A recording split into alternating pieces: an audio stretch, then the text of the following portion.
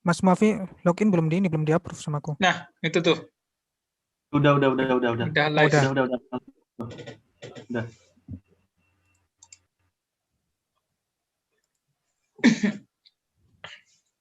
Live-nya di pause dulu aja. Belum mulai kan? Bisa disetting nggak, Mas? Nggak salah kan? Bukan aku Live-nya tuh. hostnya, Mas. Nggak bisa aku nggak bisa ngapa-ngapain. Udah tak ini YouTube pakai akunku ya. Oke ya. Nanti Iya, Mas. ininya linknya di-share aja. Nggak apa-apa kan? Nanti bisa dipindah ke akunnya Imla kok. Yang penting orang-orang bisa nonton lewat akunku. Oke? Iya, Mas. Oke, ya udah saya keluar lagi. Siapa Terus jadi matiinnya host? gimana nanti, Mas? Matiinnya. Matiinnya nanti gimana? Matiinnya nanti Hubungi lagi. tak matiin. Nah, ini hostnya bisa matiin nanti hostnya. Hostnya tak ganti Rizky Ihsan. Oke. Bentar, ini live nggak ke Imla, tapi ke akun pribadi. Iya. Nanti Live-nya di videonya akunnya bisa Mas Mafi. videonya nanti bisa dipotong. Maksudnya kalau diupload di Imla, yang bagian kita ngomong ini bisa kita potong. Oke, saya live dulu. Lah, itu masih live ya nih? Ini masih live buat ini? Masih. Wadah. Live-nya YouTube yang mana ya? Bukan YouTube Imla ini aku lihat. YouTube-nya Mas Mafi itu. Lah, gitu? Mbak Utinya udah di waiting room tuh, barangkali mau dimasukkan dulu. Jam coba diakalin lagi jam yang Imla jam. Tadi udah dikasih tahu sih 5 Mbak. Ya, kalau mau ngakalin ya aku harus tahu password Imlanya, password ini, password Zoom Imla sama password Zoom-nya Mas Mafi. Ya Allah. Mas Mafi nggak mau ngasih tahu yang ini password Zoom-nya. Bukan kenapa di live-in ke akun pribadinya, kenapa nggak langsung ke Imla? Kenapa dia nggak Nah, bisa masuk Imla? Nah itu tadi katanya nggak bisa masuk Imla katanya. Mas Mafi nggak bisa login ke nggak bisa login ke YouTube-nya Imla. Terus apa Zam? Ini namanya Zam. Akun apanya ini? YouTube-nya ini apa namanya? Muafi Himam gitu? Iya. Atau apa? Iya. Tapi kita Nama ini aja sih. aslinya apa?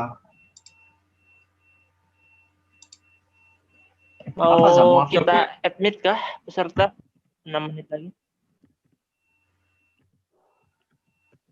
Muafi Himam nama ininya channelnya Mas. Itu lagi ini loh. Di MUAFI Himam itu lagi live itu tuh. Iya, MUAFI Himam. Ini ku kasih linknya ya. Ya, linknya disebarin aja tuh. Sudah, Linknya sebarin kayak gitu. sudah 5 menit sebelum mulai ini, apakah mau di admit dulu pesertanya? Sambil setting.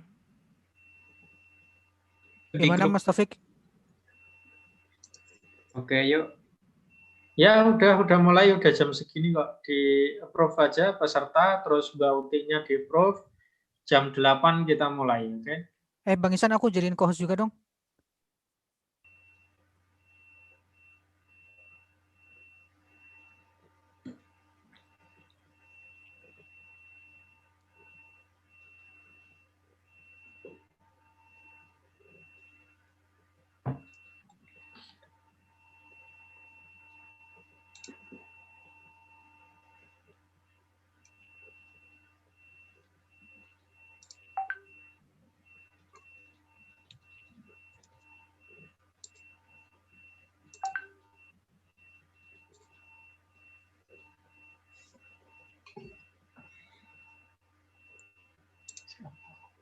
Itu di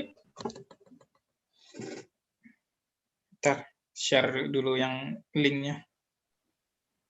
Selamat datang pada para peserta dan narasumber kita.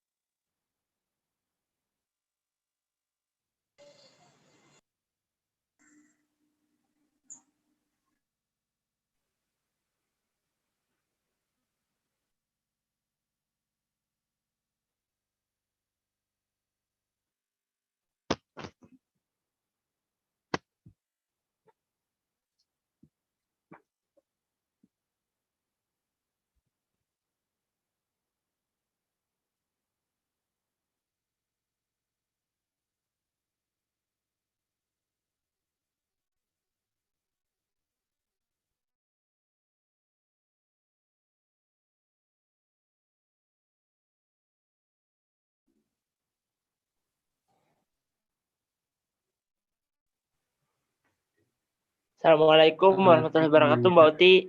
Boleh cek suaranya mungkin? Waalaikumsalam warahmatullahi wabarakatuh. Masya Allah, udah kayak B aja nih ya, Mas. Iya, gimana kabarnya, Mbak? Alhamdulillah, Jakarta lagi hujan dari tadi pagi belum berhenti sampai sekarang. Semoga hujannya hujan bawa berkah. Iya, Amin. saya juga dengar. Amin. Tapi saya juga dengar tadi Bogor juga hujan nih, Mbak. Waduh, Iya, biasanya kayaknya efek domino ya. kayaknya bakal seharian ini. Mudah-mudahan aman, insya Allah. Terjaga hujannya Amin. berkah. Amin. Amin. Suara saya amin. terdengar dengan jelas ya? Sebentar lagi ya. Jelas, Mbak. Insya Allah Iya. terdengar dengan jelas, Oke, Mbak. baik. Terima kasih.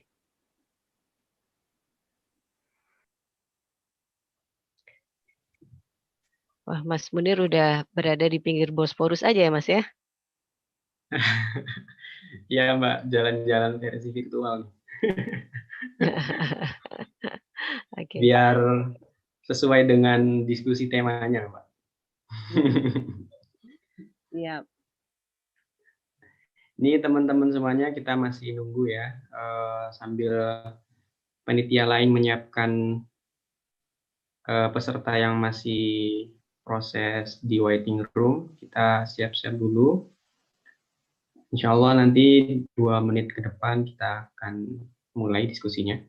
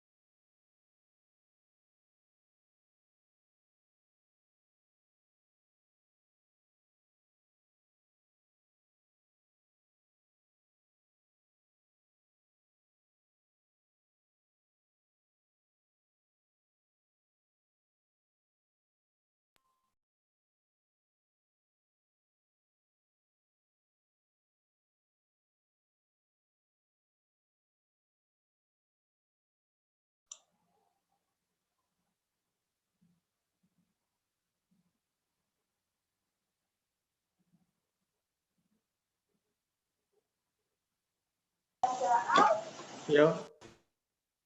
Mulai ya, Mas. Teman-teman panitia gimana? Apa sudah bisa dimulai ini acaranya? Insya Allah udah siap, Mas Munir. Silakan dimulai tepat jam 8. Ya. Terima kasih, Mas Taufik. Nanti mungkin teman-teman yang lain panitia juga bisa mengkondisikan peserta webinar ini. Jika ada peserta yang belum meng-mute-kan ininya, bisa ditolong di-mute-kan. Baik, para hadirin yang saya hormati. Bismillahirrahmanirrahim. Assalamualaikum warahmatullahi wabarakatuh. Bismillah, alhamdulillah. Alhamdulillahirabbil alamin wa bihi nasta'inu ala umuri dunya waddin wa ala alihi wa sahbihi ajma'in. Allahumma shalli ala sayyidina Muhammad wa ala ali sayyidina Muhammad. Alhamdulillah, puji syukur pada Tuhan Yang Maha Esa, Tuhan Yang Maha Kuasa. Pada hari ini kita masih diberikan sehat walafiat, diberikan banyak kenikmatan yang sehingga pada hari ini alhamdulillah dengan bahagia, dengan sehat sentosa bisa hadir di forum diskusi keagamaan IMLA ini. Dan Tak lupa juga kita panjatkan puji sholawat serta salam kita kepada Kanjeng Nabi Muhammad SAW. Semoga dengan harapan kita, dengan menghidupkan, mensyiarkan agama, ajaran-ajaran Islam, kita sebagai umatnya diakui dan mendapatkan syafaat di yaumul akhir. Amin ya rabbal alamin. Para hadirin dan para peserta, ibu bapak sekalian, yang saya hormati,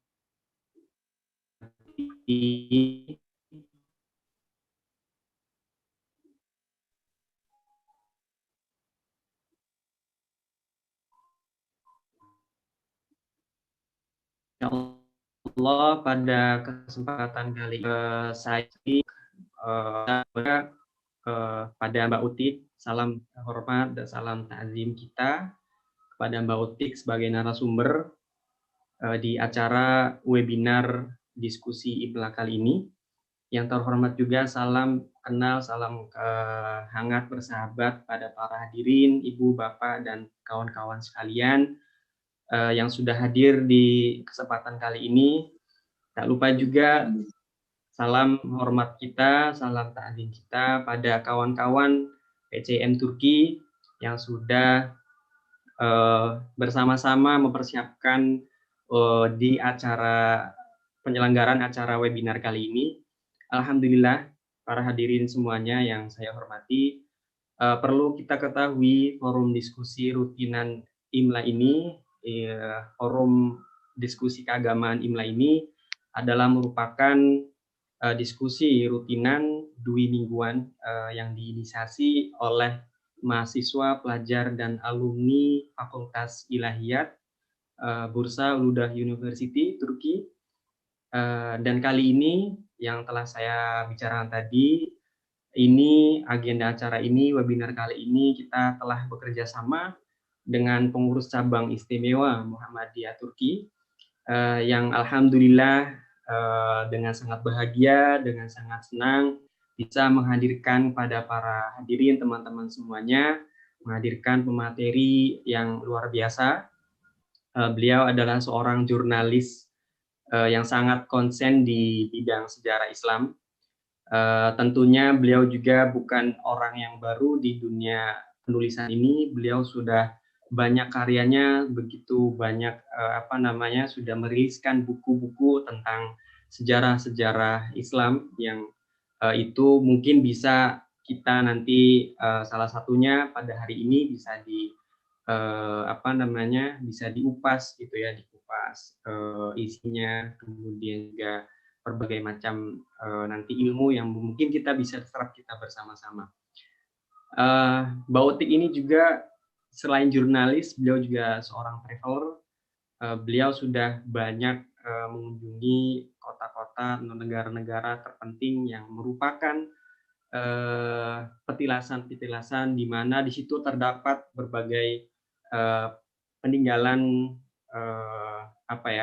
peninggalan sejarah besar bagi umat Islam di dunia ini. Kemudian ini Mbak Otik juga alhamdulillah sudah hadir di tengah-tengah kita dengan sehat walafiat. Insya Allah Mbak Otik, kita semua dan para hadirin, kita dengan senang hati bisa menyerap ilmu dari Mbak Otik dan kita harapkan bisa menjadi jalan kebermanfaatan untuk kita semua, bisa jadi menambah ilmu, wawasan, serta tentunya kita bisa mendapatkan nilai-nilai positif dari apa yang disampaikan Mbak Utik di diskusi kali ini. Para hadirin, Bapak, Ibu, dan teman-teman semuanya, kali ini izinkan saya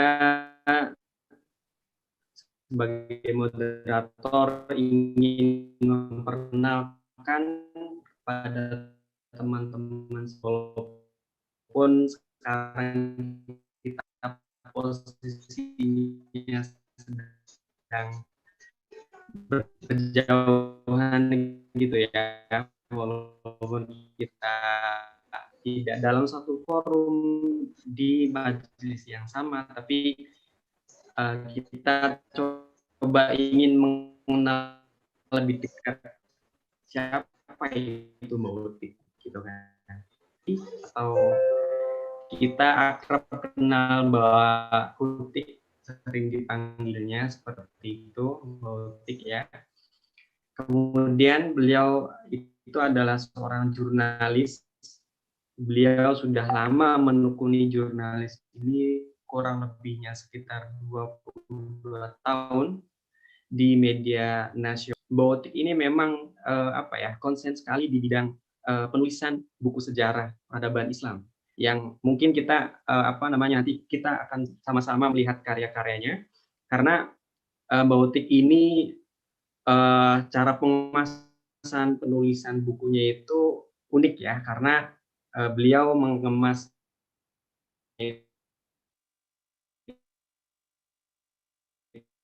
itu buku bentuk traveling gitu. Buku itu yang tiga The Great Ottoman dan Tusamarka, riliskan banyak karya-karyanya. Semoga dari pertemuan kali ini ya seperti yang saya harapkan tadi bisa membawakan kebermanfaatan yang lebih untuk kawan-kawan semua.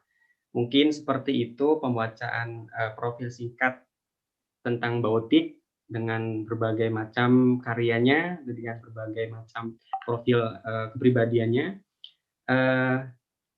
Para hadirin, teman-teman semuanya yang saya hormati, yang kami hormati, kita di pertemuan kali ini insya Allah akan membawakan tema webinar dengan judul Derap Kebangkitan dari Tanah Ottoman. Tentunya ini bukan kata-kata yang asing lagi buat kita kan. Kata-kata Ottoman ini kalau kita boleh imajinasikan itu ini luar biasa. Karena di tanah Ottoman inilah sebagai simbol yang sangat luar biasa, simbol kekuasaan, simbol kebangkitan, dan simbol kedikdayaan masa peradaban umat Islam di dunia ini. Teman-teman para hadirin yang kami hormati, seperti yang saya bacakan tadi, tema diskusi kita yaitu tentang ingin membahas, mengupas tentang langkah-langkah derap kebangkitan dari tanah Ottoman. Tentunya kita akan melihat kembali gimana sejarah, gimana langkah-langkah para pendahulu kita untuk meraih di titik masa kejayaan masa Islam pada waktu itu, di waktu Utsmaniyah atau Ottoman yang sering kita kenal. Karena melihat dari sudut itu kita tidak terlepas dari yang namanya sejarah itu kan, sejarah itu membicarakan atau kita melihat banyak peristiwa, kejadian-kejadian yang telah terjadi gitu. Dan itu bisa dapat memberikan segala manfaat bagi kehidupan manusia bersosial. Dan itu saya yakini sebagai modal penting untuk nanti kita sebagai generasi muda Islam, generasi Muslim atau generasi para pelajar Muslim, seperti itu kira-kira. Karena kita membicarakan peradaban Islam ini tentu tidak akan habis dimakan masa ya, karena itu peradaban Islam ini perlu kita ketahui, perlu kita kaji, perlu kita seksama tahu bahwa di mana dari sejarah itu kita bisa mengetahui peradaban Islam, kita bisa tahu berbagai cerita, kita tahu berbagai kronologi yang bisa memberikan itu menjadikan sumber inspirasi, menjadikan sumber edukatif, ataupun bahkan sebagai sumber rekreatif bagi setiap manusia, khususnya sejarah mengenai peradaban Islam itu sendiri. Nah, tak lupa juga kita sudah sering mendengar istilah yaitu tentang kerajaan Utsmaniyah, peradaban yang paling terbesar, peradaban yang paling sukses di masa Islam ini. Maka dari itu ini apa namanya, sebagai setiap generasi ya, kita sebagai seorang muslim tentunya punya tugas masing-masing secara individual, mengambil sudut positif dari sejarah-sejarah itu, dan kita bisa mengaplikasikan sebagai seorang muslim atau sebagai seorang generasi muda.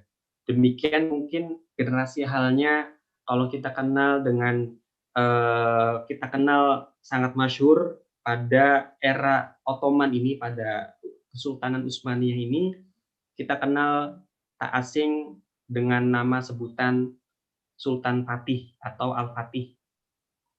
Nah, Sultan Al-Fatih, Muhammad Al-Fatih ini itu adalah sebagai tokoh, salah satu tokoh yang luar biasa kita kenal, karena beliau adalah seorang kesultanan yang bisa membawakan generasi, membawakan peradaban zaman keemasan Islam di tanah Ottoman ini. Tentunya itu tidak sekonyong-konyong. Muhammad Al-Fatih ini beliau datang dengan berhasil membawakan zaman keemasan ini.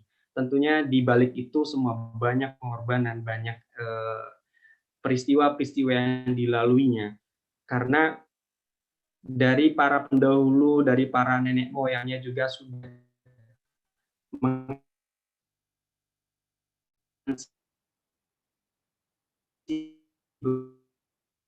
berusaha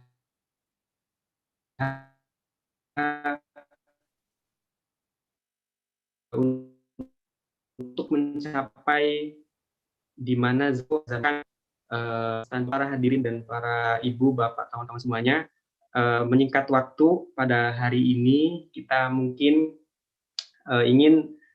ingin sekali tak sabar mendengarkan banyak ilmu materi yang akan nanti disampaikan oleh Mbak Utik. Para hadirin, insya Allah nanti sebelum saya mempersilahkan waktunya ke Mbak Utik, ingin menyampaikan terlebih dahulu penting untuk diperhatikan pada seluruh para peserta. Pertama, saya ingin membacakan tata tertib berlangsungnya acara webinar ini. Pertama, peserta tidak diperbolehkan gaduh atau ribut menyalakan mikrofon ketika selama berjalannya acara webinar kali ini. Yang kedua, para peserta dan para hadirin diharapkan untuk mute-kan mikrofonnya selama acara ya. Kemudian yang ketiga, nanti mungkin untuk di sesi tanya jawab, teman-teman bisa tanyakan di kolom komentar dan akan diakomodir oleh panitia webinar pada kesempatan kali ini. Insya Allah selama sejam ke depan, selama kurang lebihnya akan diisi oleh Botik. Pada waktu dan tempatnya kami persilakan dengan segala hormat. Terima kasih. Silakan Botik. Bismillahirrahmanirrahim. Assalamualaikum warahmatullahi wabarakatuh. Suara saya terdengar dengan jelas ya? Iya, Mbak. Oke, baik. Sebelumnya, panitia mohon bisa diusahakan, ini kok banyak yang nge-DM saya katanya belum bisa masuk, minta tolong untuk diusahakan dulu ya. Oke, mungkin karena kapasitinya udah penuh kali ya, atau coba mohon minta diusahakan. Bismillahirrahmanirrahim. Assalamualaikum warahmatullahi wabarakatuh. Alhamdulillahirabbil alamin, wassalatu wassalamu ala isrofil anbiya'i wal mursalin wa ala alihi washabbihi ajmain, amma ba'du. Allahumma shalli ala Muhammad wa ala ali Muhammad kama shallaita ala Ibrahim wa ala Ibrahim wa barik ala Muhammad wa ala ali Muhammad kama barakta ala Ibrahim wa ala Ibrahim fil alamin innaka Hamidum Majid. Rabbi shrah li sadri wa yassir amri wahlul 'uqdatam min lisani yafqahu qawli. Bahagia sekali teman-teman malam ini waktu di Jakarta, siang hari ya untuk teman-teman di Istanbul dan teman-teman di Eropa, dan mungkin sore hari untuk teman-teman di Mesir dan di Afrika. Masya Allah, internasional banget gitu ya. Alhamdulillah semua dari banyak sudut-sudut bumi Allah yang luas bisa hadir pada acara kita hari ini. Barangkali ini kalau untuk teman-teman sahabat-sahabat yang mengikuti saya di sosial media, ini adalah untuk kali yang kesekian gitu ya kita bertemu, tapi barangkali kalau untuk teman-teman di Turki ini adalah ada yang baru kali pertama. Semoga Allah curah-curahkan berkah dan ridhonya pada kita semua untuk pertemuan kita kali ini. Tadi Mas Munir selaku moderator sudah menjelaskan bahwa kita akan berdiskusi dengan tema derap kebangkitan dari tanah Ottoman. Barangkali kalau kita bicara tentang kronologisnya Utsmani udah pada hafal kali ya.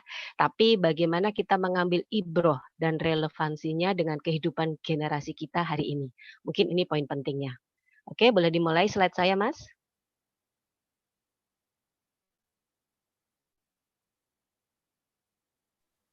Ini lagi disiapkan, Mbak. Oke, baik. Oke, udah kelihatan ya, Mbak? Belum muncul. Oke, baik sudah. Oke, di slide pertama.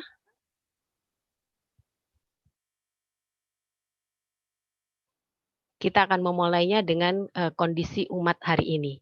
Jadi teman-teman semua, kita itu tidak bisa memilih gitu ya, kita itu berada di generasi yang mana. Jadi kalau hari ini kita harus menyaksikan Islam distigmatisasi, di a priori, Islamfobia, pasti Allah itu sedang titipkan satu tugas yang maha penting untuk kita. Sejarah mencatat sebenarnya kondisi yang seperti ini tuh nggak hanya dialami sama generasi kita saja. Generasinya Salahuddin ketika akan membebaskan Baitul Maqdis itu umat pada kondisi terpecah belah. Di satu sisi harus menghadapi pasukan salib, di sisi lain Mesir pada waktu itu dikuasai oleh Syiah Fatimiyah.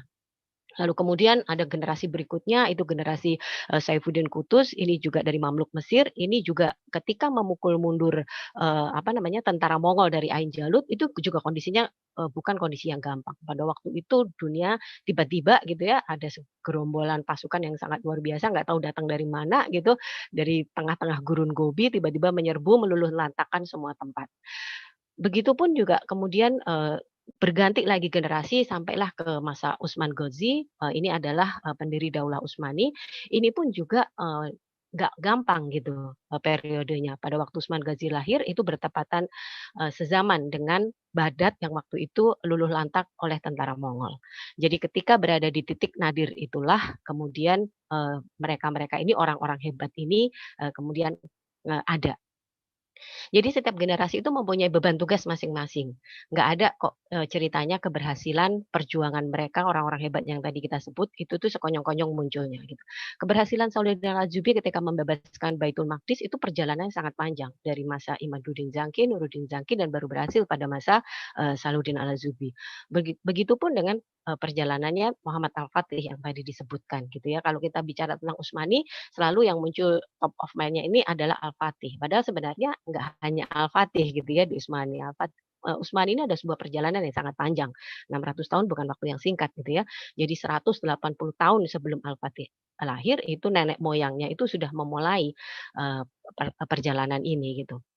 Lalu kemudian turun-temurun semangat ini yang diturunkan pada anak cucunya, yang ini yang coba kita pelajari hari ini. Semangat apa kira-kira yang bisa kita duplikasi, yang bisa kita terapkan pada generasi kita hari ini.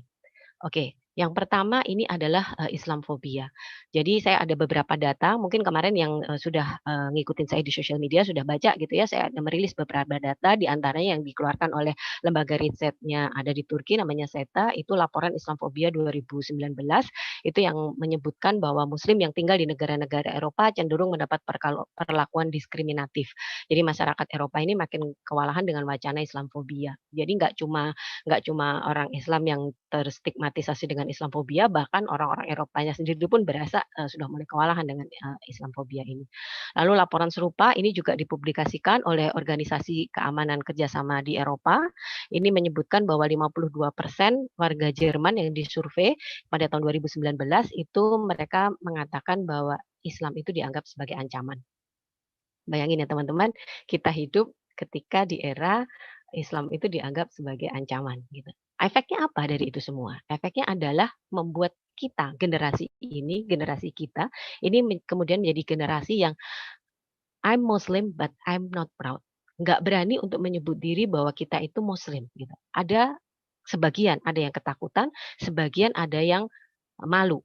Jadi kalau mungkin teman-teman di Eropa, sebagian ada yang muncul perasaan ketakutan itu. Tapi yang menyedihkan adalah teman-teman yang berada di negara-negara yang harusnya tidak ada ketakutan untuk menyebut diri Muslim, ini malah justru malu menyebut identitas diri sebagai Muslim. Dan kalau misalnya ada isu-isu yang terkait dengan Islam, justru yang paling awal, paling kenceng gitu untuk ikut goyang.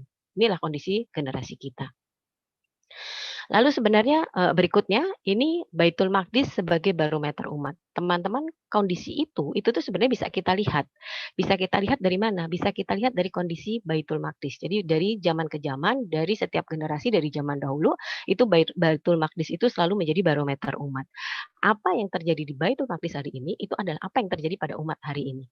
Ketika Baitul Maqdis itu mulia, itu sudah dipastikan umat itu lagi jaya-jayanya. Tapi ketika Baitul Maqdis itu ternista, seperti yang terjadi di hari ini, maka bisa dipastikan kondisi umat lagi lemah-lemahnya, lagi tercerah belah. Lalu next berikutnya adalah mengapa kita harus bicara tentang Utsmani, gitu ya. Jadi kalau kita tahu dalam sepanjang sejarahnya itu ada 3 daulah besar yang pernah berada pada masa kejayaan Islam. Pertama Daulah Umayyah. Umayyah ini ada 2 di Damaskus dan di Andalusia. Lalu kemudian ada Daulah Abbasiyah ini di Baghdad. Lalu kemudian ada Daulah Utsmani. Bagaimana kondisi hari ini, gitu ya. Daulah Umayyah di Damaskus ini kondisinya sekarang sedang tercabik-cabik perang. Tahun 2012 ketika saya melakukan perjalanan ke Palestina, saya itu sudah mencoba untuk masuk ke Damaskus, tapi pada waktu itu sudah tidak bisa masuk ke Damaskus. Jadi pada waktu itu sebenarnya perangnya masih jauh, baru sampai ke kota Homs, tapi memang sudah tidak bisa masuk ke sana. Itu yang kita lihat hari ini. Lalu kemudian kalau kita mau bicara tentang Umayyah di Andalusia, Andalusia adalah luka. Kemarin yang pada mengikuti webinar saya dengan PJIM Spanyol, itu kita bicara tentang Andalusia kini dan nanti, itu saya bicara panjang lebar bagaimana luka sejarah yang tak terberikan di Andalusia bahkan selama berabad-abad yang masih bisa kita rasakan hari ini. Bangunan-bangunannya secara fisik masih ada, tapi kita sudah tidak bisa lagi merasakan hangatnya cahaya hidayah di tempat-tempat itu. Lalu berikutnya adalah Abbasiyah di Damaskus. Jadi kalau teman-teman ingat gitu ya, pernah suatu masa itu Rasulullah itu mengirimkan surat-surat dakwahnya itu ke pemimpin-pemimpin negeri pada waktu itu. Salah satunya surat itu dikirimkan kepada Kisra Persia. Nah, surat itu kemudian dirobek-robek hingga akhirnya ketika kabar itu sampai ke Rasulullah, terucaplah kalimat dari lisannya yang mulia, semoga Allah merobek-robek negerinya. Dan benar saja gitu ya teman-teman, Persia itu hancur, nggak ada bekasnya sama sekali. Bahkan bukan sekedar kerajaan Persianya yang hancur gitu ya, tapi bekas wilayah kekuasaan Persia pun sampai hari ini masih terus bergolak. Baghdad yang merupakan kosmopolitan Islam pada waktu itu sampai hari ini itu masih dirundung duka. Perang tidak berkesudahan ada di sana. Ini saya sudah 5 tahun mencoba untuk masuk ke Baghdad untuk penulisan buku saya Journey to Abbasiyah, tapi sampai sekarang belum berhasil. Barangkali di sini malam ini ada Pak Rustam dari Khalifatur yang mengatur perjalanan penulisan buku-buku saya. Sampai sekarang kita belum bisa masuk ke sana karena ada isu keamanan dan mahalnya insurance keamanan kalau masuk ke negara sedang perang. Jadi tadi di antara daulah-daulah besar itu yang tersisa adalah Utsmani. Nah, udah gitu ya teman-teman, di Daulah Utsmani ini tuh masih nyata gitu peninggalannya dan posisinya itu paling dekat dengan generasi kita. Jaraknya paling nggak terlalu jauh. Jadi kan kalau tadi kan Umayyah Damaskus, Umayyah Andalusia, Abbasiyah itu tidak sedekat dengan jarak Utsmaninya dengan generasi kita. Jadi kalau sekarang ini misalnya kita ke Istanbul, mungkin teman-teman yang di Istanbul gitu ya, kalau kita ke Istana Topkapi itu kita masih bisa lihat gitu ya, bangunan itu masih menjadi milik kita gitu. Kalau di Andalusia itu Masjid Agung Cordoba masih ada, tapi kita sudah nggak bisa lagi untuk sholat di sana. Yang ada kita melihat salib-salib dan patung-patung yang sangat besar. Nah di Istana Topkapi ini kita masih bisa merasakan aura kemenangannya.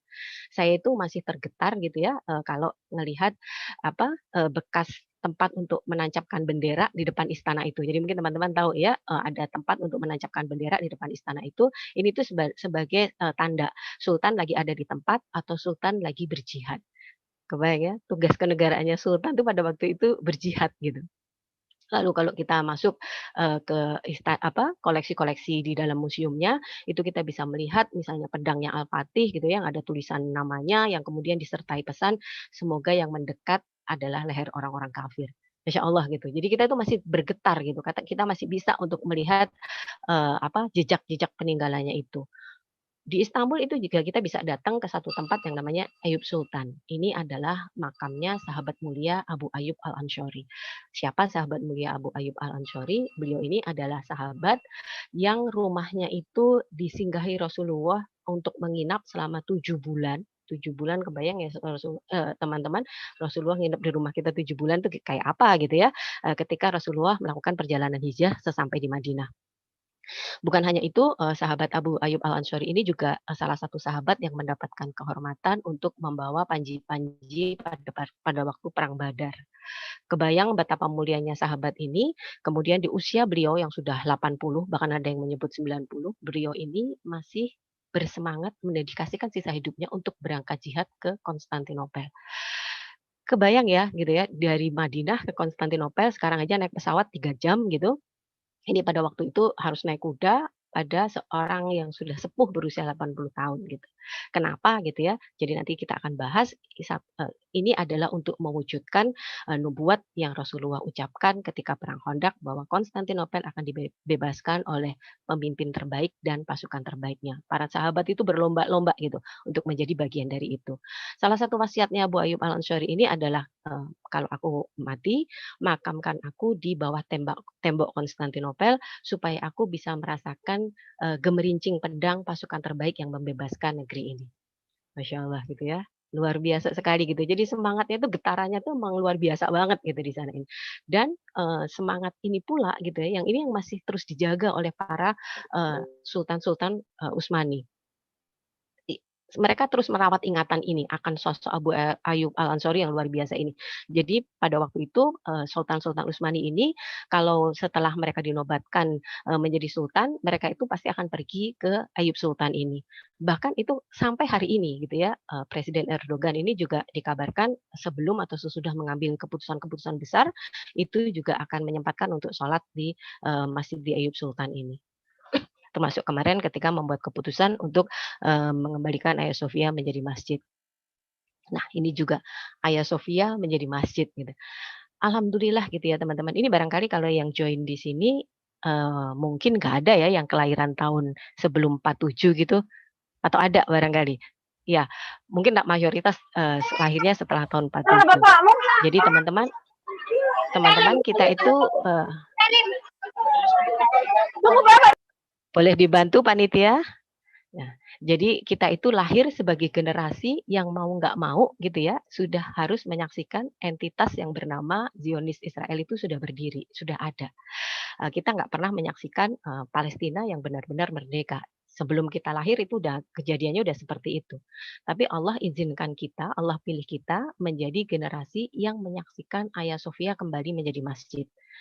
Kebayang teman-teman ada orang yang lahir gitu ya, lahir sampai meninggal gitu, ya udah dia ngelihat Baitul Maqdis itu udah ternista gitu dari lahir sampai meninggal, dan dia juga dari lahir sampai meninggal itu nggak pernah tahu, nggak pernah mendengar kumandang adzan dari Hagia Sophia.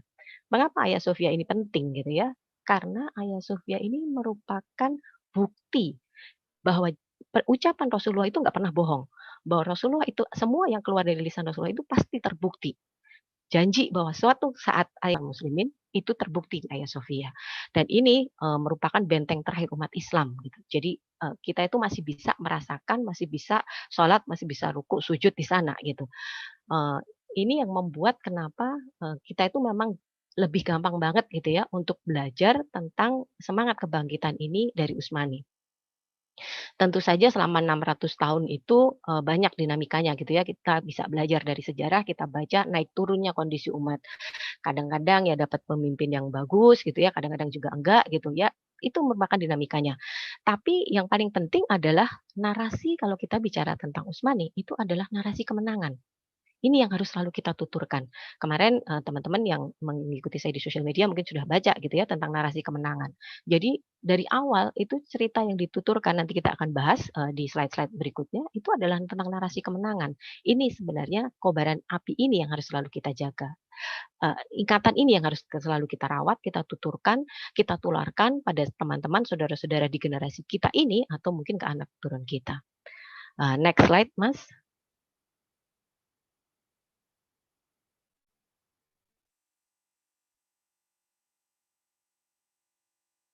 Oke. Nah, kita akan bicara dulu tentang sosok-sosoknya. Ini siapa sih penabuh genderang kemenangan di Utsmani? Tentu banyak sekali gitu ya sultan-sultan yang ada di sana. Ini saya hanya mengambil beberapa poin-poinnya aja, beberapa sultan yang memang harus tercatat dalam sejarah dengan segala keterbatasan waktunya. Yang pertama ini adalah Utsman Ghazi. Tadi juga saya sudah sebutkan di awal gitu ya. Utsman Ghazi ini adalah pendiri Daulah Utsmani. Namanya disematkan kemudian menjadi Daulah Utsmani dari namanya Osman. Beliau ini lahir ketika Baghdad itu luluh lantak oleh tentara Mongol. Pada waktu itu Islam itu berada di titik nadir. Kebayang gitu ya, Baghdad ini yang merupakan ibu kotanya umat Islam gitu bisa hancur lebur 40 hari, api tidak padam dari kota itu, semua hal hancur, musnah tidak ada bekasnya, bahkan disebutkan dengan terbakarnya Baitul Hikmah di Baghdad itu umat Islam mengalami kemunduran selama 5 abad. Pada kondisi seperti itu, teman-teman, ini Utsman Ghazi ini mengkonsolidasi pasukannya. Pada kondisi seperti itu, teman-teman, Utsman Ghazi ini memulai langkah pertamanya. Jadi dia mulai membebaskan negeri-negeri di sekitarnya gitu ya. Mungkin kalau misalnya yang belum hafal nanti mungkin bisa lihat gitu ya bagaimana leluhurnya Utsman Ghazi ini datang dari stepa di Asia Tengah, terus kemudian mereka bisa berada di wilayah yang sekarang kita sebutnya nih Anatolia. Kemudian pertempuran pertama, kemenangan pertamanya itu sudah menjadi sign bagi Bizantium bahwa ini adalah pertanda nanti akan datang masalah besar dari sekelompok orang ini yang kemudian kita kenal sebagai Utsmani ini. Utsman Ghazi ini meninggalkan jejak kebangkitan yang luar biasa untuk diteruskan oleh cucu-cucunya. Jadi semangat itu terus-menerus diturunkan ke anak cucunya. Disebutkan gitu ya, beliau ini mewasiatkan ke anaknya maupun melalui simbol-simbol yang terus nanti diturunkan. Buat beliau, buat Utsman Ghazi ini nggak masalah gitu bahwa gelar pemimpin terbaik dari pasukan terbaik itu tidak tersemat padanya. Karena beliau ini sudah yakin gitu, takdir itu sudah dituliskan di Lauhul Mahfuz sebelum bumi ini diciptakan. Jadi siapapun yang mendapatkan gelar itu, yang penting adalah tanpa langkah pertama yang dimulainya, bisa jadi akhir kisahnya akan berbeda. Nah, ini poin penting teman-teman. Tanpa langkah pertama bisa jadi akhir kisahnya berbeda. Kita apapun gitu ya kondisi kita harus selalu memulai untuk langkah pertama itu. Nanti kita bahas bagaimananya. Lalu yang kedua, ya kita kalau bicara tentang Utsmani nggak akan bisa lepas dari Muhammad Al-Fatih. Ini sudah pasti karena beliau ini adalah orang yang disebut namanya oleh lisan mulia Rasulullah, pemimpin terbaik dari pasukan terbaik. Masa kecilnya ini sebenarnya nggak hebat-hebat amat, teman-teman, Sultan Muhammad Al-Fatih ini gitu ya. Beliau ini adalah Sultan ke-7 dari Daulah Utsmani. Namanya juga anak sultan mah bebas gitu ya. Mungkin kita udah sering dengar gitu ya, anak sultan mah bebas. Gitu juga dengan Sultan Muhammad Al-Fatih ini. Masa kecilnya itu adalah anak manja karena bapaknya adalah sultan, namun ayahnya ini juga seorang yang sangat visioner sekali, Sultan Murad II ini. Beliau ini menghadirkan guru-guru terbaik yang akhirnya bisa membentuk pribadi Muhammad Al-Fatih ini, kemudian dia berhak untuk menyandang gelar sebagai pemimpin terbaik dari pasukan terbaik. Menariknya teman-teman, sebenarnya para pahlawan-pahlawan dalam sejarah peradaban Islam itu banyak yang awalnya tuh dari kecil tuh nggak mulus-mulus aja gitu. Maksudnya dari kecil tuh memang udah jadi hebat dari kecil gitu. Nggak semuanya begitu gitu. Kalau kita tahu gitu ya, tadi kita juga sempat menyebut Salahuddin Al-Ayyubi ini juga waktu masa kecilnya tuh yang nggak istimewa-istimewa amat gitu. Dia itu juga kan kalau kita tahu gitu ya, Salahuddin Al-Ayyubi ini adalah pahlawan yang sangat luar biasa sekali gitu ya, yang bahkan disebutkan bahwa beliau ini tidak pernah tersenyum sepanjang hidupnya, dan ketika ditanya kenapa dia tuh nggak pernah tersenyum, dia tuh bisa menjawab bahwa bagaimana mungkin aku tersenyum sementara Baitul Maqdis ternista. Kebayang ya, ini kan kombatan yang sangat luar biasa hebatnya. Nah, ini waktu masa remajanya pun sebenarnya juga bukan begitu-begitu amat gitu, sampai kemudian beliau ini bertemu dengan gurunya, dilatih oleh gurunya, pamannya sendiri, Asaduddin Syirkuh dan Nuruddin Zangki, ini sultannya juga sekaligus mentornya dia. Nah, itu kemudian menjadi titik balik. Begitupun juga Muhammad Al-Fatih, ketika dia kemudian oleh ayahnya dihadirkan guru-guru yang luar biasa, Syekh Samsudin dan kemudian Syekh Ahmad Qurani, ini kemudian guru-guru ini yang membersamai langkahnya sampai hari kemenangan itu tiba. Poinnya apa yang bisa kita ambil pelajaran dari sini? Sebenarnya nggak masalah teman-teman, kita itu sekarang sampai berada di titik mana gitu. Jangankan masa kecil, sekarang aja gitu masih belum kemana-mana gitu. Nggak masalah, bukan itu. Yang penting setelah kita tuh sampai kepada titik kesadaran itu, kita kejar ketertinggalan. Kita cari guru, lingkungan yang selalu bisa menjaga semangat amar ma'ruf nahi mungkar ini. Poinnya adalah itu gitu. Jadi bukan masalah dari kecilnya bagaimana atau nanti gedenya bagaimana, tapi kita sampai di satu titik ketika kesadaran itu muncul, kita segera susul, kita segera kejar ketertinggalan itu. Bukan masalah besar atau kecilnya porsi kita gitu ya, karena kapasitas kita itu sudah ada yang menentukan gitu. Allah tuh udah ukur gitu, bagiannya cuma segini segitu ke masing-masing kita itu udah diukur. Namun yang paling penting adalah pilihan sikap kita yang harus kita pertanggungjawabkan nanti di akhirat kelak. Ada di mana kita saat Baitul Maqdis ternista? Ada di mana kita saat saudara-saudara kita di Uighur ini teraniaya? Ada di mana saat kondisi umat ini tidak berdaya? Itu yang paling penting. Itu pertanyaan yang mendasar yang harus kita tanyakan ke diri kita sendiri. Gak masalah kita bukan anak sultan gitu ya. Tapi yang penting adalah bagaimana kontribusi kita terhadap kondisi umat hari ini. Lalu berikutnya, ini ada nama Sultan Sulaiman Al-Qanuni. Kenapa ini juga dimasukkan? Karena ini merupakan representasi puncak kejayaan politik, militer, dan ekonomi Utsmani. Ini luar biasa sekali gitu ya. Mungkin teman-teman nanti juga bisa cari bagaimana sepak terjang Sultan Sulaiman Al-Qanuni ini. Saya cuma mau meng-highlight satu peristiwa gitu ya, kan banyak sekali gitu ya peristiwanya beliau ini. Saya cuma mau meng-highlight peristiwa ini yang kira-kira relevan dengan kondisi kita hari ini. Jadi kisah ini sempat viral kemarin ketika kasusnya meledaknya kasusnya Charlie Hebdo di Prancis. Jadi ada satu kisah suatu saat Prancis itu akan mengadakan pesta dansa. Ini sebenarnya suatu yang wajar gitu ya di Prancis gitu ya. Tapi kemudian Sultan Sulaiman Al-Qanuni ini tidak berkenan karena dia tahu gitu ya apa yang terjadi di Prancis, pesta dansa ini tuh akan menjadi virus yang akan menginjek hal yang buruk pada generasi muda Muslim. Ini mengirimkan surat pada Raja Prancis, kemudian dia mengatakan hanya dengan kalimat kalian bubarkan pesta itu atau aku bawa pasukan ke sana untuk membubarkannya. Sejak saat itu teman-teman selama 100 tahun di Prancis itu tidak pernah ada pesta dansa. Semangat apa yang kita bisa ambil dari kejadian ini?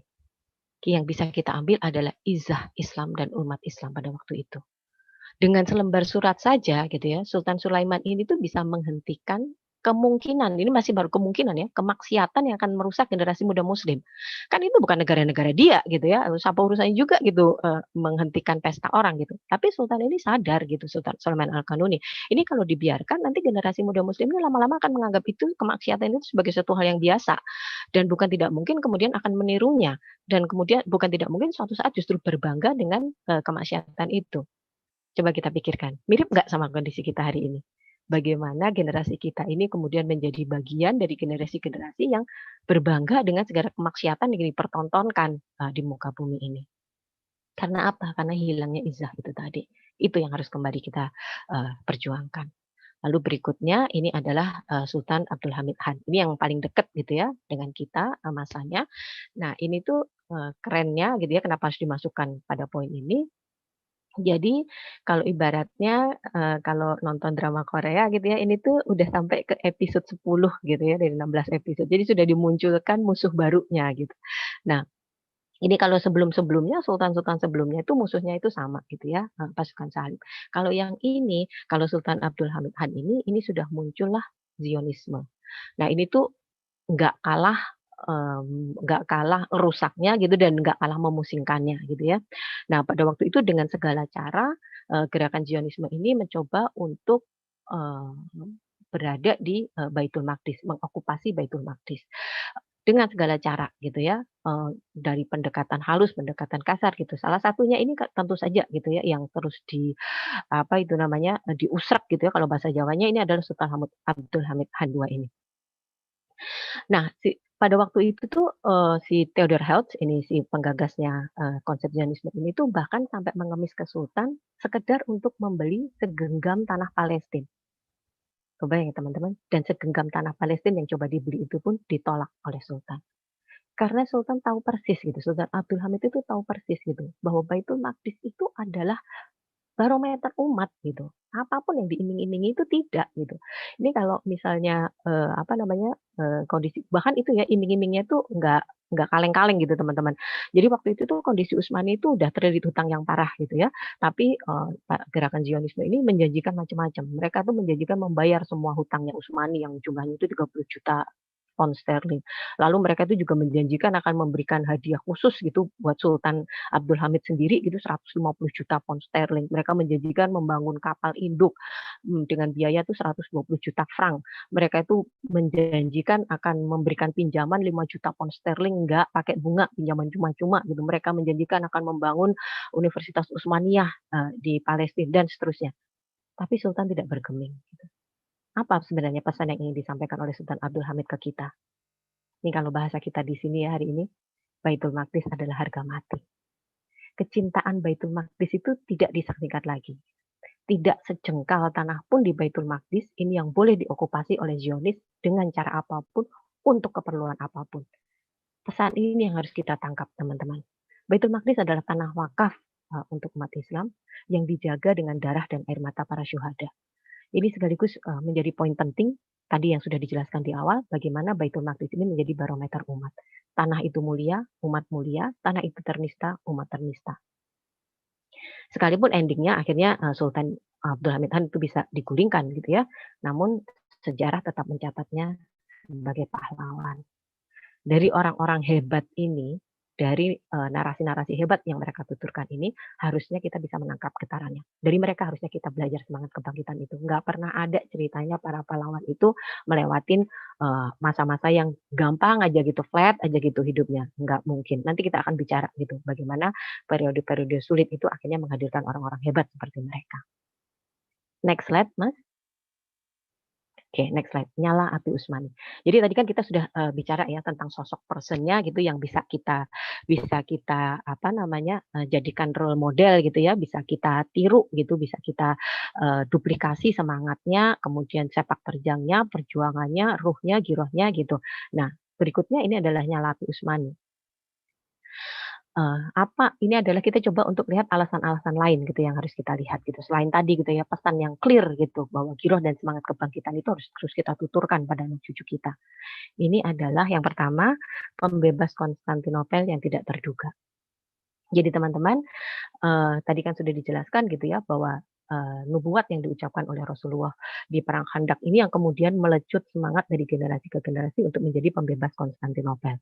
Pada waktu itu tuh tidak ada yang menduga kalau Konstantinopel ini akan dibebaskan dari arah timur. Semuanya itu pada waktu itu menduga Konstantinopel itu akan dibebaskan dari arah barat. Sehingga pada masa Khalifah Utsman bin Affan itu mulai mengirimkan pasukan perintis untuk membuka Andalusia. Dari Andalusia itu diharapkan pada waktu itu terus ke arah jantung Eropa sampai akhirnya nanti sampai ke Konstantinopel.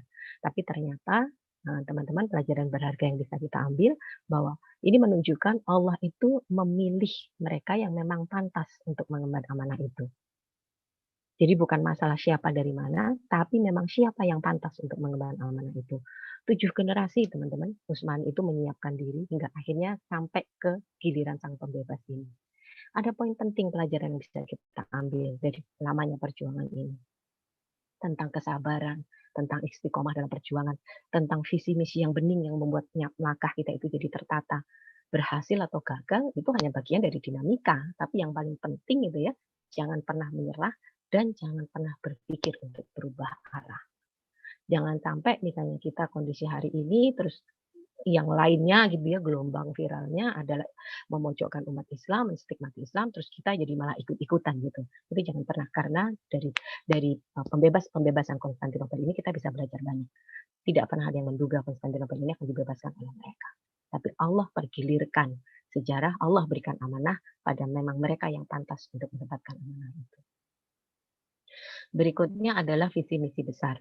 Jadi kalau di Turki di ceritanya kisahnya Daulah Utsmani ini cerita ini tuh terkenal gitu ya. Jadi konon legendanya itu adalah Utsman Ghazi ini suatu saat bermimpi gitu dari dadanya itu keluar akar pohon yang terus kemudian ranting-rantingnya itu menutup 3 benua gitu ya. Terus nanti ada angin yang membuat daun-daunnya itu nanti menuju ke satu titik Konstantinopel gitu ya. Terus legenda ini itu yang terus diturun-turunkan gitu bahwa nanti itu mereka akan menguasai 3 benua, nanti akhirnya Konstantinopel akan menjadi mereka. Tentu bukan itu gitu ya, kalau apa namanya, metafor seperti itu. Tapi yang penting adalah semangatnya, semangat yang akan diwariskan ini, bahwa merekalah yang akan mendapatkan nubuat Rasulullah itu. Keyakinan gitu ya, keyakinan visi besarnya itu tuh terus-terusan gitu, dari Sultan apa namanya, dari bapaknya ke anaknya, dari anaknya ke cucunya, ke cucunya ke cucunya lagi dan seterusnya. Ini nggak berhenti-berhenti gitu. Begitupun sampai kemudian ke Sultan Muhammad Al-Fatih ini. Sultan Muhammad Al-Fatih ini kan dari kecilnya itu kan selalu diberikan, diinjek dengan kalimat. Jadi kita tentu tahu gitu ya ceritanya yang setiap pagi beliau ini diajak oleh ayahnya atau gurunya untuk ke satu bukit, lalu ditunjuk ke satu arah ke Konstantinopel. Di sana itu ada Konstantinopel, pusat segala kemungkaran. Suatu saat kota itu akan dibebaskan oleh umat Islam dan pembebasnya itu adalah pemimpin terbaik dari pasukan terbaik dan orang itu adalah kamu. Kebayang gitu ya teman-teman, sejak kecil gitu kalimat-kalimat seperti itu terus yang diinjek ke seorang anak, mau nggak mau gitu pribadinya juga tumbuh, karakternya itu menjadi hal yang sangat luar biasa, pasti akan berbeda gitu. Jadi Sultan Muhammad Al-Fatih ini kan sebenarnya 2 kali gitu ya dinobatkan menjadi sultan. Yang pertama itu ketika berumur 12 tahun. Ini program pertamanya adalah membentuk pasukan untuk membebaskan Konstantinopel. Kebayang gitu ya kalau kita 12 tahun gitu, anak-anak sekarang mungkin bayangannya tuh masih ribut untuk minta gadget ke orang tuanya. Nah, Sultan Muhammad Al-Fatih ini sudah langsung membuat program kerja untuk membebaskan Konstantinopel. Keyakinan ini gitu ya, keyakinan apa namanya, percaya dirinya ini, semangat kebangkitannya ini yang luar biasa sekali dari mereka.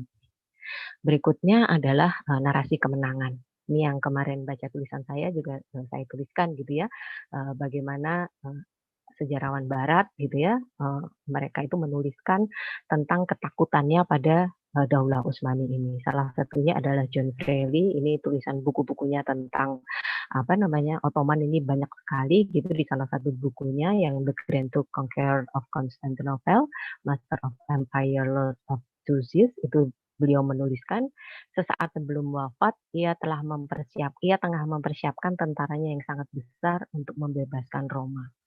Perkara ia akan berhasil melakukannya tidak diragukan oleh orang-orang yang hidup pada zaman itu. Kalau saja dia hidup 20 tahun lebih lama, tentu gitu ya, akan Daulah Utsmani ini.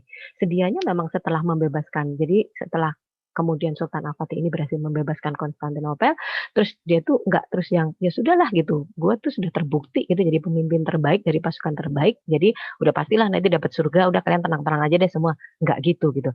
Sepanjang setelah pembebasan Konstantinopel sampai akhir hayatnya, Sultan itu masih bisa membebaskan sekitar 200 kota. Kota terakhir yang dibebaskan ini adalah Otranto. Ini tuh akan dijadikan base camp untuk membebaskan kota Roma. Udah tinggal dikit lagi.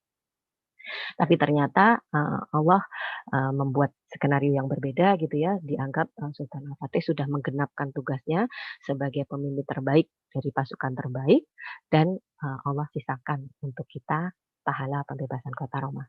Nanti kita bahas gitu ya. Nah, terus kemudian setelah wafatnya apa namanya, Utsman Ghazi, kemudian Sultan Murad, kemudian Muhammad Al-Fatih dan seterusnya gitu. Apakah semuanya akan berakhir gitu? Terus udah aja gitu karena tokoh-tokoh hebatnya ini udah pada nggak ada, terus udah lupa aja gitu sama apa namanya, tugas yang masih disisakan itu? Tidak gitu. Jadi narasi kemenangan itu yang selalu dituturkan pada Daulah Utsmani ini. Ini terbukti gitu ya, kalau kita lihat gitu simbol-simbol, panji-panji, tempat-tempat tadi yang saya sebut di atas, ini selalu apa namanya, diselipkan pesan-pesan yang memang ditinggalkan untuk kita gitu. Entah itu potongan ayat-ayat Al-Qur'an, entah itu kalimat-kalimat potongan hadis dan seterusnya.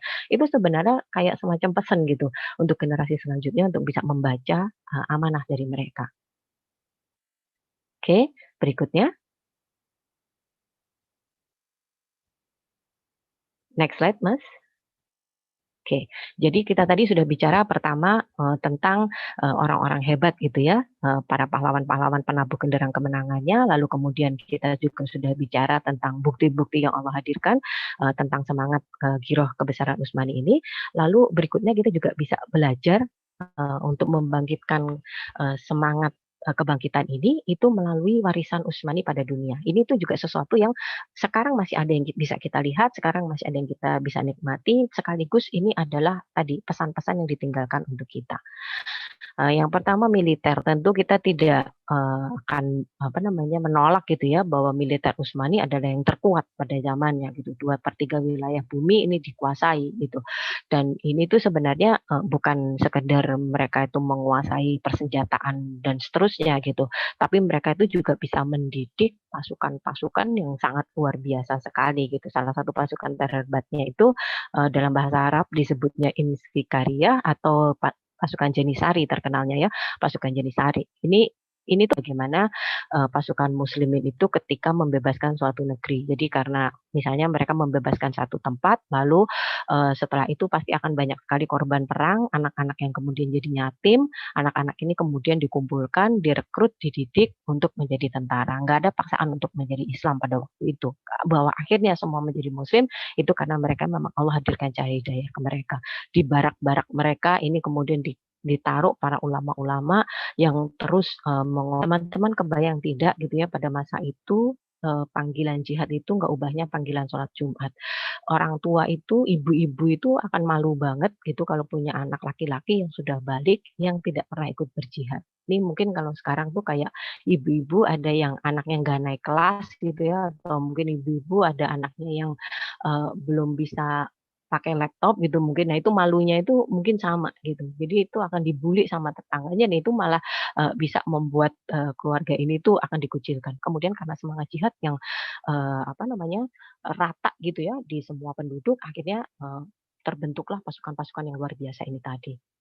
Nggak hanya pasukannya gitu ya yang luar biasa, namun juga armada militernya, persenjataan yang luar biasa. Ini tercatat gitu ya, para insinyur-insinyur militer Utsmani ini mereka itu meneliti banyak hal, membuat banyak sekali persenjataan gitu. Salah satunya itu mereka meneliti tentang proses pemurnian potasium nitrat untuk menjadi misiu. Ini bubuk misiu itu sudah ditemukan jauh sebelumnya gitu ya. Tapi mereka ini merumuskan hal itu untuk hasil yang lebih baik lagi gitu pada zamannya mereka gitu. Terus di kitab-kitab mereka itu juga sudah menyinggung untuk pertama kalinya teknologi torpedo yang untuk menggerakkan roket. Ini bahkan akhirnya diakui oleh NASA bahwa teknologi militer Utsmani ini yang kemudian menjadi dasar pembuatan roket. Jadi kebayang gitu ya semangat jihadnya itu kemudian mewariskan kemajuan teknologi yang masih bisa kita lihat, masih kita bisa nikmati sampai hari ini. Lalu next berikutnya itu ada geografi dan kartografi. Ini juga salah satu peninggalan yang sangat luar biasa sekali. Salah satu yang tercatat dalam sejarah, ini ada kartografer yang bernama Piri Reis gitu ya. Ini semua juga pasti udah tahu gitu ya. Kitab fenomenalnya pada waktu itu membuat peta bumi yang begitu detail gitu, yang begitu akurat, yang diakuin oleh peradaban pada masa itu gitu ya. Ada 130 dalam petanya itu dimasukkan 132 kota-kota pelabuhan yang bisa disinggahi, karena Piri Reis ini sebelumnya ini adalah seorang pelaut, seorang admiral. Jadi memang penguasaan akan lautannya itu memang luar biasa sekali gitu. Dan petanya itu hebatnya lagi nggak cuma detail gitu ya, nulis kota ini jalurnya dan segala macam, tapi juga ditulis tentang jalur lautnya, profil lautnya, karakteristik angin dan iklimnya, kota-kota pelabuhan yang bisa disinggahi, cara membuat jangkar, cara menentukan arah, cara menghitung jarak lokasi dan seterusnya. Singkatnya itu adalah manual book gitu yang bisa dipakai oleh siapa saja untuk melakukan penjelajahan. Sebenarnya niatnya dari awal adalah tadi semangat jihad itu tadi gitu, untuk menyebarkan cahaya hidayah sampai ke sudut-sudut bumi Allah yang luas. Lalu berikutnya ini juga arsitektur. Ini kalau sekarang kita juga masih bisa lihat gitu ya, bagaimana arsitektur Utsmani ini meninggalkan ciri yang khas gitu. Jadi kalau kita lihat misal ada kubah itu peninggalan Bizantium betul, tapi pada waktu itu kubahnya itu masih terbuat dari kubah batu, sehingga ketika Turki pada umumnya itu adalah daerah yang rentan gempa sama dengan di Indonesia. Jadi ketika diguncang gempa itu akan rubuh semua, dan itu sulit untuk didirikan lagi karena pasti biayanya sangat mahal. Begitupun ketika Hagia Sophia itu berhasil dibebaskan, pada waktu itu sebenarnya kondisinya itu juga rusak karena setelah gempa gitu. Nah, ini ada salah satu arsiteknya yang sangat terkenal, jenius, namanya Mimar Sinan. Itu dia menggunakan teknologi yang disebut hidden pillar. Jadi ada pilar-pilar tersembunyi yang digunakan untuk menyangga kubah-kubah besar itu, dan itu juga sampai sekarang teknologi yang ditemukannya itu masih digunakan oleh manusia.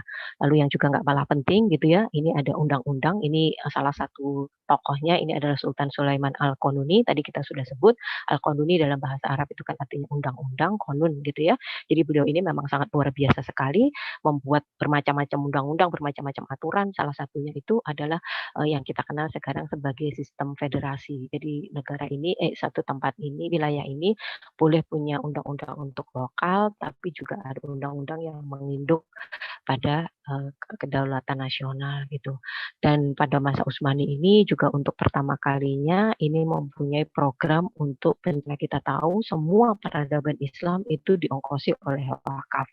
Mungkin teman-teman yang di Indonesia sekarang lagi heboh gitu ya ngomongin wakaf gitu. Nah, ini pencatatan wakaf ini dimulai pada masa Utsmani. Next slide, Mas.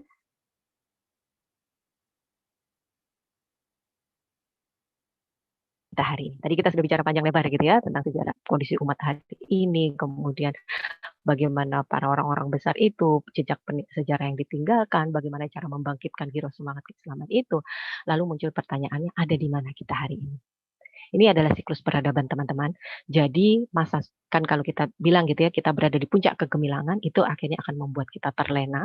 Terlena itu kemudian akan membuat kita lengah dan lemah. Lengah dan lemah ini kemudian akan menghadirkan generasi-generasi lemah yang kemudian akan menuju ke titik terendah, menuju ke titik kehancuran. Titik kehancuran itu kemudian terus akan menghadirkan masa-masa sulit. Masa-masa sulit inilah yang kemudian akan menghadirkan orang hebat. Orang-orang hebat ini yang kemudian akan kembali menghadirkan kegemilangan. Nah, kalau kita lihat kondisi kita pada hari ini ketika Islam terstigmatisasi, di a priori, Islamofobia dan seterusnya, kita berada di mana? Kita mungkin berada di titik setelah kehancuran Utsmani, itu adalah titik nadir, maka kita berada di masa-masa sulit. Yakinlah teman-teman, masa-masa sulit ini akan menghadirkan orang-orang hebat. Ini adalah kabar gembira bagi kita. Dari generasi kita inilah nanti akan hadir orang-orang hebat, orang-orang yang akan kembali menulis ulang narasi peradaban. Oke, next, Mas. Next slide. Baik, ini adalah tanggung jawab kini dan nanti. Jadi kalau sekarang kita sudah tahu bahwa ini kita tuh punya sebuah tanggung jawab besar apa saja gitu ya, setelah kita tahu bahwa generasi kita adalah generasi yang hidup di masa sulit yang nanti akan hadir orang-orang hebat dari generasi kita, lalu apa tanggung jawabnya kita hari ini dan nanti? Yang pertama, ini Islam adalah solusi. Ini adalah keyakinan yang harus kita tanamkan bulat-bulat di hati tanpa ragu sedikit pun. Ibarat montir teman-teman, manual booknya itu diberikannya pada kita, yakni Al-Quran. Kita yang diberi petunjuk dan panduannya. Sudah pasti Islam itu menjadi solusi atas segala persoalan yang ada di bumi ini dari zaman kapanpun sampai kapanpun. Itu sudah pasti, itu sudah di-state. Keyakinan itu duduk yang harus tumbuh kuat di hati kita. Nggak boleh ada keraguan sedikit pun. Jadi kalau udah ada yang mulai meragukan Al-Quran, mulai mempertanyakan isinya dan seterusnya, sudah lewat saja, itu ke laut saja gitu. Kita tidak menjadi bagian dari itu. Ini saya memberikan salah satu contoh yang paling aktual teman-teman pada kondisi kita hari ini, pada kondisi di saat pandemi ini. Jadi saya sudah tuliskan ini di tulisan saya sebelumnya. Jadi kalau di saat pandemi seperti ini yang dianggap sebagai solusi ini adalah vaksin, teman-teman, maka 2 merek vaksin yang paling direkomendasikan di dunia, Pfizer yang digunakan di Eropa dan Inggris, kemudian Moderna yang digunakan di Amerika, ini dua-dua penemunya ini adalah ilmuwan Muslim. Jadi ada Dr. Ugur Sahin yang kebetulan memang dari Turki, beliau bermigrasi ke Jerman. Ini salah satu penemu vaksinnya Pfizer. Lalu kemudian ada Dr. Monsef Muhammad Slawi. Ini Muslim Maroko yang bermigrasi ke Amerika. Beliau ini adalah kepala yang mengepalai percepatan penemuan vaksin Moderna. Kebayang ya teman-teman. Jadi ini bukan kaleng-kaleng gitu, bukan ngomong kosong gitu bahwa Islam itu adalah selalu memberikan solusi. Bahkan di hari ini, di kondisi termutakhir kita, di saat pandemi ini ternyata lagi-lagi ilmuwan Muslim yang memberikan solusi. Lalu kemudian kebangkitan umat. Tadi sudah dijelaskan gitu ya tentang siklus peradaban umat yang hari ini berada di posisi sulit akan menghadirkan orang hebat yang akan mengembalikan kejayaan Islam. Dan melalui forum ini saya mencoba untuk menularkan semangat ini pada kita semua yang hadir hari ini dengan keyakinan bahwa itu adalah kita, teman-teman, bahwa kita yang akan mengembalikan kejayaan peradaban Islam itu. Lalu berikutnya adalah tugas besar yang menanti. Nah, ini tadi tugas besar PR kita tuh banyak banget, teman-teman. Kita harus mengembalikan izah Islam dan umat Islam hari ini yang seakan-akan jadi bulan-bulanan. Kalau kita tahu kemarin kejadian di Perancis, Rasulullah diolok-olok tanpa kita itu bisa berbuat banyak gitu. Nah, ini tuh adalah PR kita gitu. Begitupun juga dengan Baitul Maqdis yang sampai hari ini masih tertista, dan jangan lupa gitu ya, Allah masih sisakan pahala untuk kita, kota Roma masih disisakan untuk kita. Next slide, Mas.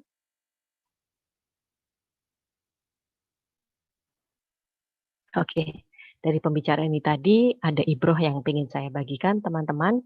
Ini adalah potongan ayat. Yang pertama, Inna fatahna laka fathan mubina, sesungguhnya kami telah memberikan kepadamu kemenangan yang nyata. Dan yang satu lagi, ini adalah potongan dari surat Al-Saff ayat 13. Dan ada lagi karunia yang lain yang kamu sukai, yaitu pertolongan dari Allah dan kemenangan yang sudah dekat. Dan sampaikanlah kabar gembira ini pada orang-orang yang beriman. Dua ayat ini itu adalah di antara banyak sekali gitu ya potongan-potongan ayat dalam Al-Quran yang dipilih oleh Utsman Ghazi untuk diletakkan di panji-panjinya. Saya yakin sekali Utsman Ghazi itu seorang yang visioner. Dia tahu waktunya tidak banyak, umurnya tidak akan panjang, sementara kondisi yang dihadapi itu tidak mudah. Karenanya dia wariskan semangat kebangkitan itu pada anak turunnya melalui ayat-ayat Al-Quran yang ada di panji-panjinya. Semangat Utsman Ghazi ini tidak boleh berhenti dengan runtuhnya Daulah Utsmani, teman-teman. Nyala api kebangkitan itu harus selalu kita jaga supaya kobarannya terus membakar giroh semangat keislaman generasi kita hingga hari kemenangan itu tiba. Demikian kurang lebih yang bisa saya sampaikan supaya kita masih ada waktu untuk diskusi. Nasrun minallah wa fathul qarib. Ini ayat tadi yang saya sebut bahwa Allah hadirkan kemenangan untuk kita dan kemenangan itu sudah dekat. Kalau ada yang salah itu datangnya semua dari saya, kalau semua ada yang benar itu semua dari Allah. Sekian, wassalamualaikum warahmatullahi wabarakatuh. Silakan Mas Munir untuk memulai diskusi. Terima kasih. Waalaikumsalam warahmatullahi wabarakatuh. Terima kasih banyak Mbak Utik atas materi ilmunya, luar biasa. Baik teman-teman, para hadirin Ibu, Bapak, dan kawan-kawan semuanya, berlanjut ke sesi selanjutnya yaitu sesi diskusi tanya-jawab bagi teman-teman yang ingin menanyakan. Nanti saya akan aba-aba instruksi dari saya. Untuk teman-teman yang ingin bertanya bisa melalui raise hand supaya nanti bisa diizinkan untuk dibuka mikrofonnya, atau bisa melalui kolom chat di Zoom.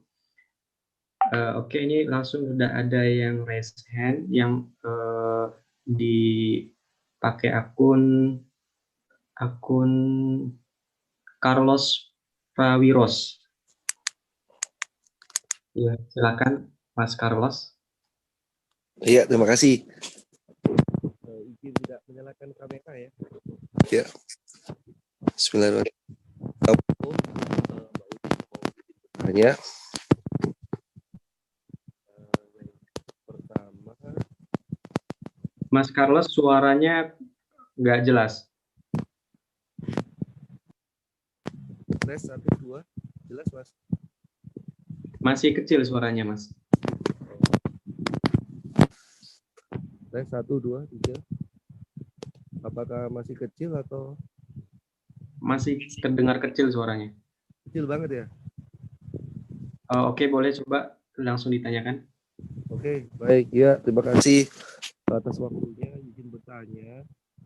Jadi kalau di bukunya Dr. Roky Pasirjani itu di tema tentang bangkit dan runtuhnya Utsmaniyah, Mbak Uti, itu ada perbedaan kondisi kita hari ini dengan kondisi saat daulah-daulah yang sebelumnya itu runtuh. Beliau mencatat dua poin penting sih, bahwa hari ini kita runtuh ketika tidak ada Suaranya hilang, saya tidak bisa mendengar. Baiknya kalau suaranya hilang-hilang, apa ditulis saja supaya bisa jelas gitu, tertangkap maksudnya, Mas? Jadi tidak usah Ya, disampaikan langsung gitu, semuanya boleh ditulis saja gitu supaya tertangkap jelas maksudnya apa. Ini kalau kayak gini hilang-hilang terus. Oke, gitu ya, Mas Carlos. Kira-kira karena ada gangguan masalah mikrofon di Mas Carlos, alangkah baiknya langsung ditulis saja lewat chatting, kolom chatting.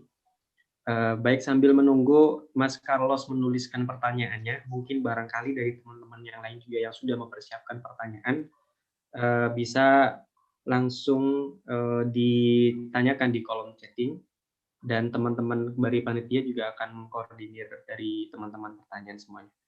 Oke, ini Iya, sudah ada. barangkali nggak semua sinyalnya stabil, Mas.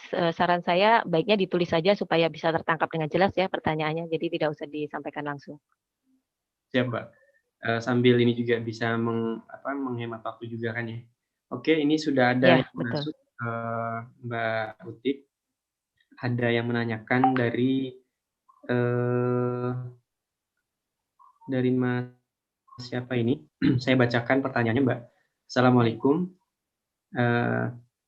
Bagaimana kedudukan khilafah dan Mustafa Kemal di hati masyarakat Turki hari ini? Mungkin itu pertanyaan yang pertama yang masuk Baik, di kami. langsung dijawab saja ya.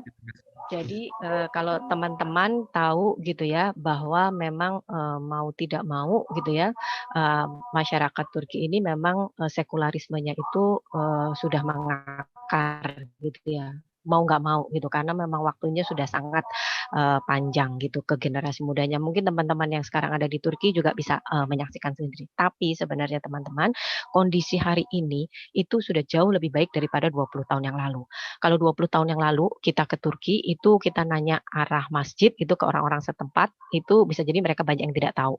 Tapi kalau hari ini itu terbukti bahwa Hagia Sophia itu sudah dikembalikan fungsinya menjadi masjid. Ini adalah salah satu bukti. Nggak mungkin juga gitu ya, Hagia Sophia itu bisa dikembalikan fungsinya menjadi masjid kalau tidak didukung oleh mayoritas mayoritas masyarakat. Pasti akan terjadi gejolak. Memang terjadi gejolak, tapi kan sebenarnya nggak masalah gitu, bisa teredam karena memang mayoritas yang menginginkan itu lebih banyak. Bahwa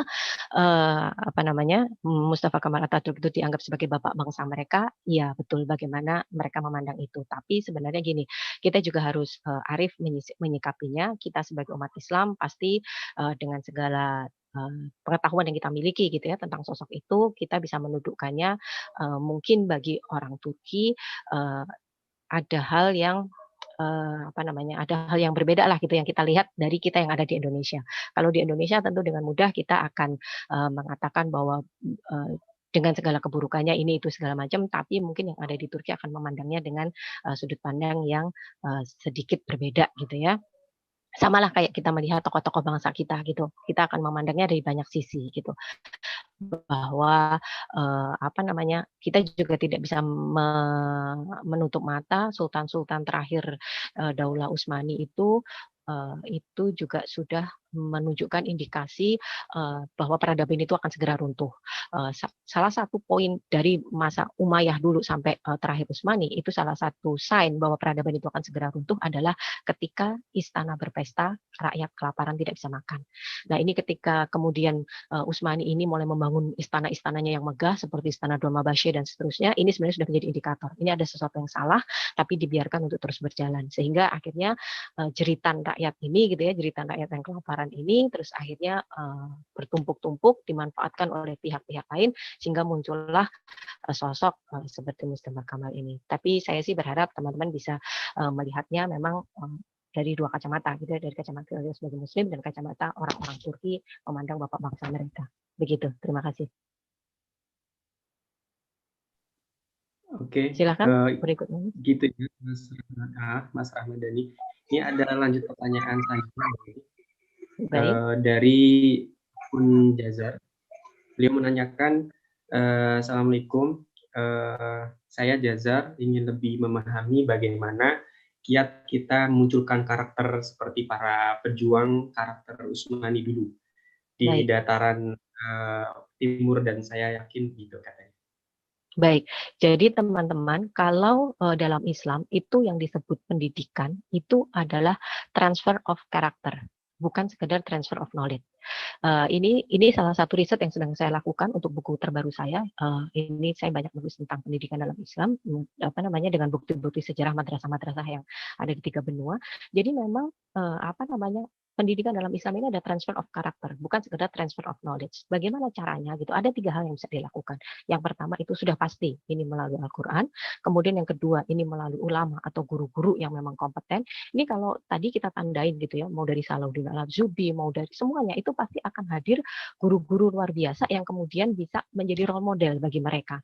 Coba kita bandingkan dengan kita bangsa Indonesia saat ini gitu ya, kita nggak punya tokoh yang bisa dijadikan role model gitu, sehingga kita mencarinya kemana-mana gitu. Tapi kalau mereka itu jelas gitu, pelajarannya pun juga sudah jelas gitu, apa namanya, apa yang diajarkan oleh mereka. Lalu yang ketiga ini melalui kisah. Ini juga kemudian jadi pentingnya kita untuk belajar tentang sejarah. Kalau kita tahu sepertiga isi Al-Quran ini adalah kisah, adalah sirah. Dari sirah, dari kisah-kisah itu kemudian kita tahu bagaimana harusnya melakukan sesuatu, apa yang terjadi hari ini, bagaimana antisipasinya, dan bagaimana untuk menyelesaikan masalahnya, termasuk untuk transfer of karakter tadi.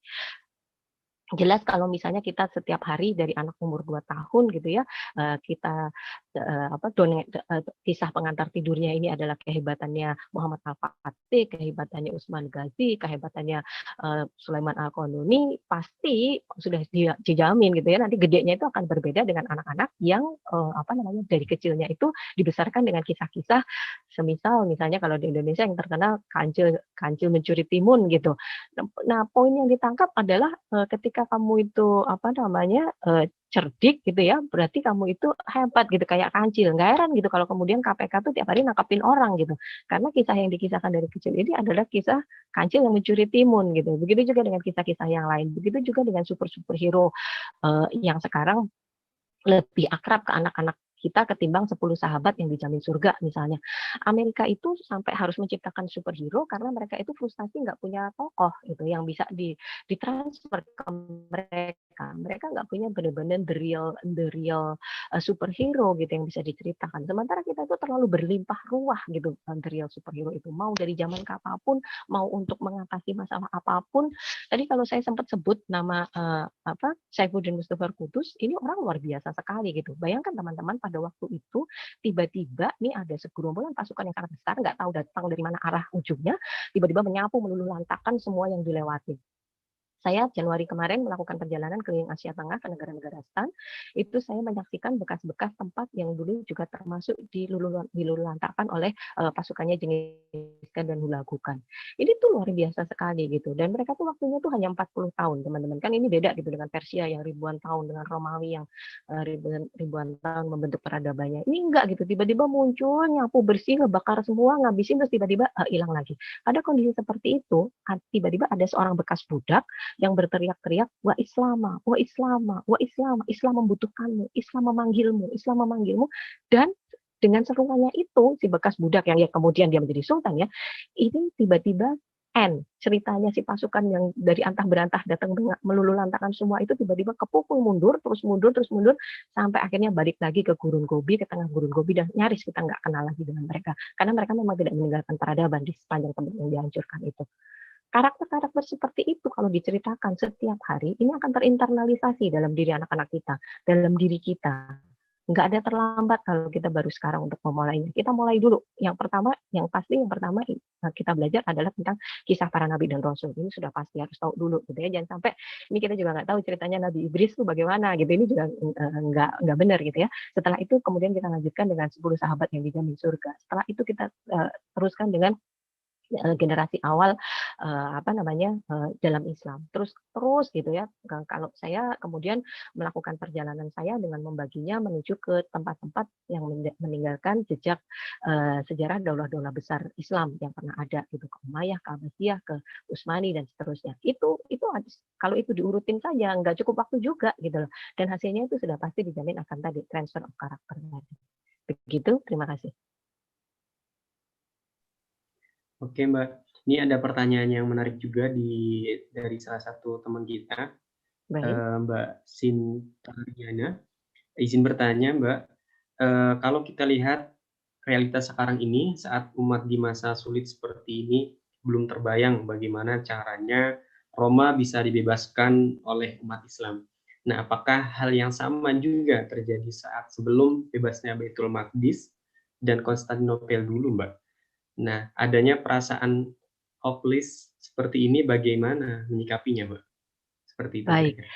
baik. Betul, siapa tadi Mbak, siapa namanya? Mbak Sintariani. Nah, Mbak Sintariani. Ya, betul Mbak Sintariani. Jadi memang selalu ada kayak apa ya, kamu ngimpi ya gitu ya, kamu halu ya gitu ya. Kebayang ya, ketika apa namanya nubuat Rasulullah tentang pembebasan Konstantinopel itu diucapkan lisan mulia Rasulullah dalam keadaan apa? Dalam keadaan perang Khandaq dalam keadaan perang Ahzab teman-teman, perang Khandaq. Ini tuh kondisinya tuh udah parah banget gitu. Jadi muslimin itu harus menggali parit 8 meter, dalamnya 5 meter dan seterusnya di kondisi di Arab apa segala macam semua kelelahan, makanan mereka itu jadi tangan mereka itu dicelupin ke apa namanya ke air, dari air itu nanti dicelupin ke tepung. Nah, itu disesap-sesap gitu ya, tepung yang lengket di tangan itu untuk sehari. Terus tiba-tiba diberi bisyarah bahwa Konstantinopel akan dibebaskan oleh umat Islam. Kayak ngarang banget gitu ya, kayak di awang-awang banget gitu. Bahkan mereka itu ke Konstantinopel aja nggak kebayang gitu pada waktu itu. Tapi itulah gitu. Ini tuh sudah diucapkan oleh Rasulullah dan Rasulullah tidak pernah berbohong. Butuh 800 tahun untuk mewujudkan nubuat itu sejak diucapkan di perang Khandaq itu. Makanya ketika Muhammad Al-Fatih itu bisa membebaskan Konstantinopel, yang pertama kali dituju adalah Hagia Sophia. Beliau kemudian kita tahu ceritanya ya, kemudian beliau bersujud melepas surbannya, kemudian menabur kepalanya dengan tanah, lalu mengatakan bahwa ini semua karena Allah, dia adalah orang kecil, dan kalimat pertama yang dia ucapkan adalah janji Rasulullah tidak pernah dusta. Butuh 800 tahun untuk membuktikan janji itu. Jadi kita harus punya keyakinan sebulat itu untuk meyakini bahwa Roma yang disisakan untuk kita itu pasti terjadi. Karena Rasulullah tidak pernah berbohong, Rasulullah tidak pernah berdusta dengan janjinya. Bagaimana caranya? Ini sebenarnya menarik teman-teman. Jadi dalam salah satu artikel saya pernah membaca ini Syekh Yusuf Al-Qaradawi itu menyebutkan waktu itu juga sempat ditanya tentang ini kebebasan Roma, apakah kita harus bawa pasukan gitu ya kayak pembebasan Konstantinopel dan sebagainya atau bagaimana gitu caranya. Jadi sebenarnya kan kalau kita memang benar mau belajar sejarah Islam itu kita tahu gitu ya pada waktu itu ada peradaban Umayyah di Andalusia itu juga menguasai dunia tapi nggak bawa pasukan kemana-mana, tapi menguasai dunia dengan cahaya ilmu pengetahuan. Pada waktu itu semua bangsawan-bangsawan Eropa, atau anak-anak tokoh-tokoh agama, bahkan para paus yang akhirnya jadi paus, itu sekolahnya di sekolah-sekolah di madrasah-madrasah yang ada di Andalusia. Ini tuh luar biasa dahsyat loh teman-teman. Jadi bukan sekedar penguasaan fisik, penguasaan pikiran itu pasti jauh lebih dahsyat gitu. Dan mereka itu disekolahkan ke sana sehingga pasti pemikirannya itu akan terbentuk menjadi pemikiran yang sesuai dengan ini kita gitu ya. Nah, ini juga kemudian pertanyaannya apakah kemudian Roma ini harus dibebaskan dengan senjata atau dibebaskan dengan cara seperti apa atau dengan ilmu pengetahuan? Ada jawaban menarik dari Syekh Yusuf Al-Qaradawi, beliau itu mengatakan gini, kalau dibiarkan saja secara alami, nggak usah ngapa-ngapain, Eropa itu nanti akan jadi Islam dengan sendirinya. Dari mana?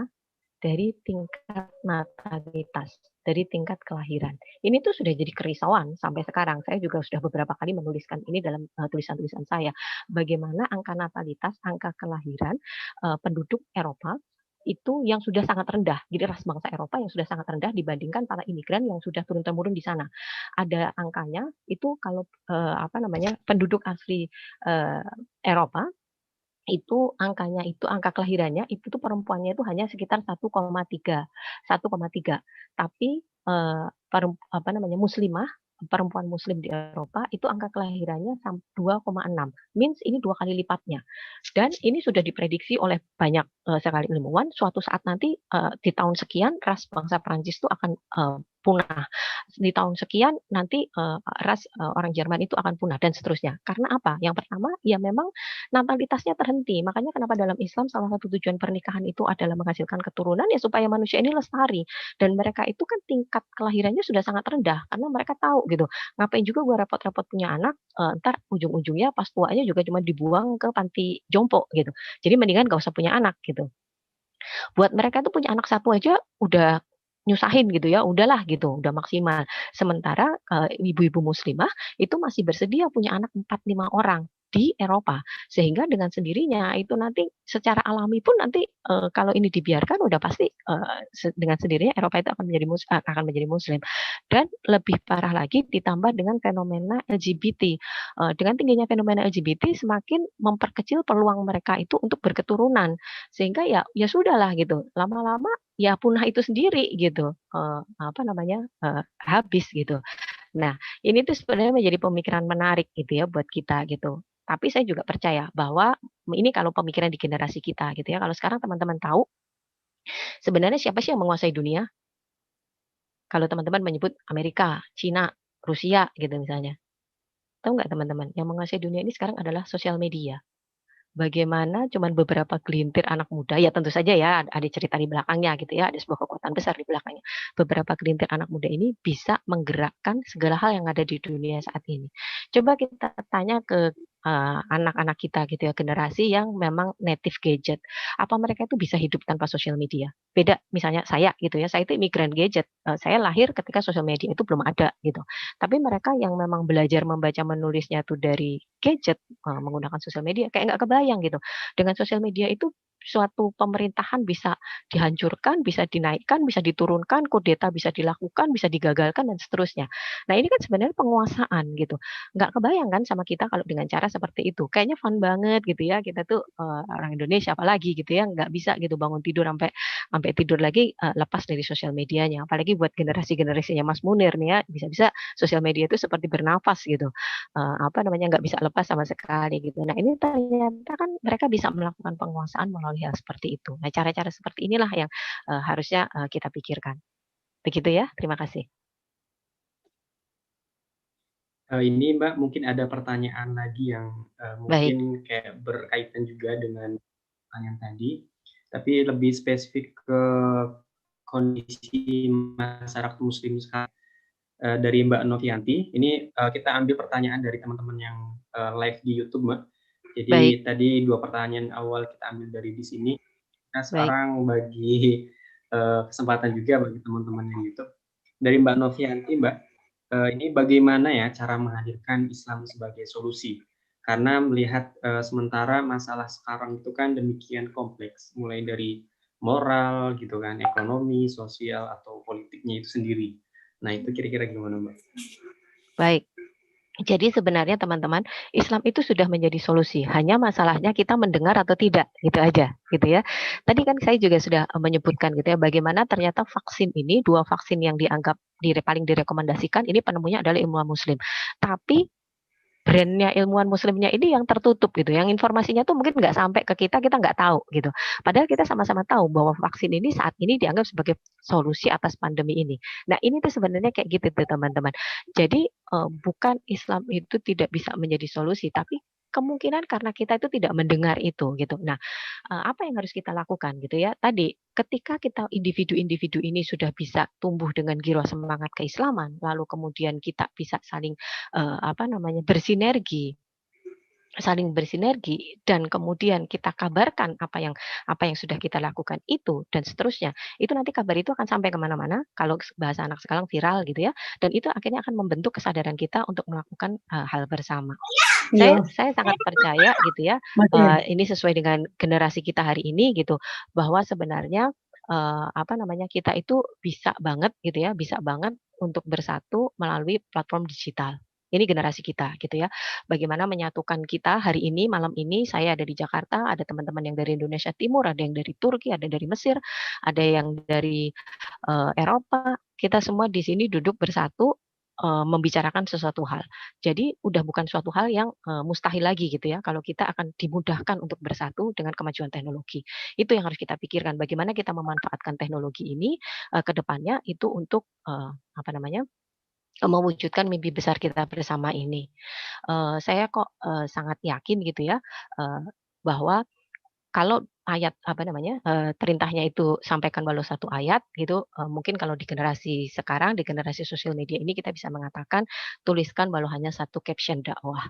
Itu dahsyatnya gitu ya, gulirannya itu nanti akan sampai kemana-mana. Dan mari kita bersama-sama gitu, kalau misalnya sekarang misalnya ada 100 orang malam ini gitu ya, sudah mempunyai kesadaran yang bersama, kemudian mempunyai pemikiran yang sama, lalu kemudian 1-2 akan melakukan action yang real, dan itu kita dukung dengan yang lain, dengan memanfaatkan kemajuan teknologi, maka insya Allah gulirannya akan menjadi lebih cepat lagi. Terima kasih. Oke, Mbak Utik, ini mungkin ada masih beberapa penanya lagi yang saya akan ambil, mengingat waktu masih ada kira-kira 3 pertanyaan terakhir yang mungkin ya, Mbak. Assalamualaikum. Baik. Boleh izin bertanya? Maaf. Silakan ditulis saja untuk pertanyaannya. Ya, Mas. Ya, silakan dilanjutkan, Mas. Ini masih memprioritaskan teman-teman yang sudah bertanya lebih dulu di kolom chat gitu ya. Ini ada dari siapa namanya, Darul Hikam. Tadi kan lebih menanyakan ke secara umum generasi sebagai Muslim gitu ya, Mbak Yam ya. Ini lebih ke individual. Seorang yang masih awam seperti itu, karena bagi orang awam itu kan mereka belum terlalu tahu gitu ya dengan kondisi yang relevan pada saat ini, kondisi umat Islam ataupun pengetahuan yang di luar nasionalnya gitu. Ini dari Mbak Darul Hikam, izin bagaimana ya saya seorang awam agar bisa dapat dilakukan dengan real untuk dapat membangkitkan kembali giroh semangat keislamannya.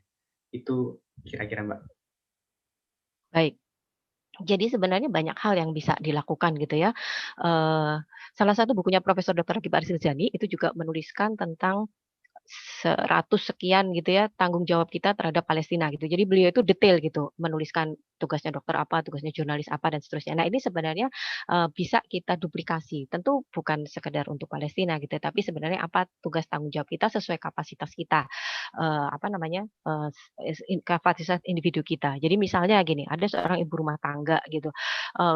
Perasaan saya keluar dari rumah saja jarang gitu. Lalu apa yang bisa saya kontribusi, apa yang bisa saya lakukan gitu ya untuk membangkitkan giroh semangat keislaman ini? Sangat banyak sekali gitu. Yang paling penting itu adalah bagaimana mendidik generasi berikutnya gitu. Jadi kita bisa sediakan fasilitas, sarana prasarana untuk anak-anak kita supaya mereka ini mengenal tokoh-tokoh luar biasa yang tadi saya sebutkan. Coba sekarang ditanyakan ke ibu-ibu di rumah gitu ya, seberapa banyak yang mempunyai buku-buku yang berkisah tentang Sirah Nabawiyah. Itu kan hal yang elementer, yang mendasar gitu. Bagaimana bisa menceritakan tentang kehebatan para the real superhero ini ke anak-anaknya kalau buku Sirah saja tidak punya gitu. Tapi kita sudah mikirnya itu bagaimana kita menaklukkan dunia gitu ya, membalik peradaban besok pagi gitu. Tapi hal yang paling mendasar pun tidak dilakukan. Nah, itu yang paling gampang gitu. Kita mulai sesuai dengan kapasitas kita masing-masing. Semisal katakanlah kita berprofesi sebagai guru atau sebagai pekerja kantoran profesional gitu. Kita bisa menularkan semangat ini. Tadi saya juga sudah sebutkan gitu ya, bahwa kita bisa menggunakan sosial media kita sebagai sosial media dakwah. Kita cari ilmu-ilmu yang benar gitu ya, nggak asal gitu, nggak sekedar menyebar hoak lalu kita sebarkan kepada yang lain. Insya Allah ini sudah menjadi bagian dari kontribusi kita untuk membangkitkan giroh semangat keislaman itu. Silakan berikutnya.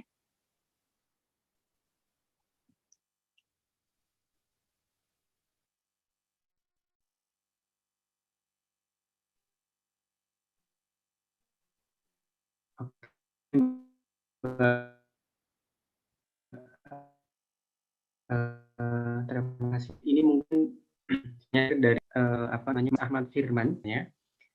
Kira-kira Mbak Utik, apakah mungkin umat Islam bersatu dari berbagai perbedaan pendapat yang terkadang mungkin menimbulkan banyak perselisihan bahkan permusuhan. Sedangkan ya kayak kalau kita lihat ya sekarang kondisinya itu adalah masa-masa khilafah itu kan, masalah khilafah Utsmaniyah sudah berakhir. Nah itu Apakah mungkin, dan kalau misalkan mungkin itu mungkin gimana pandangan Mbak Utik sendiri?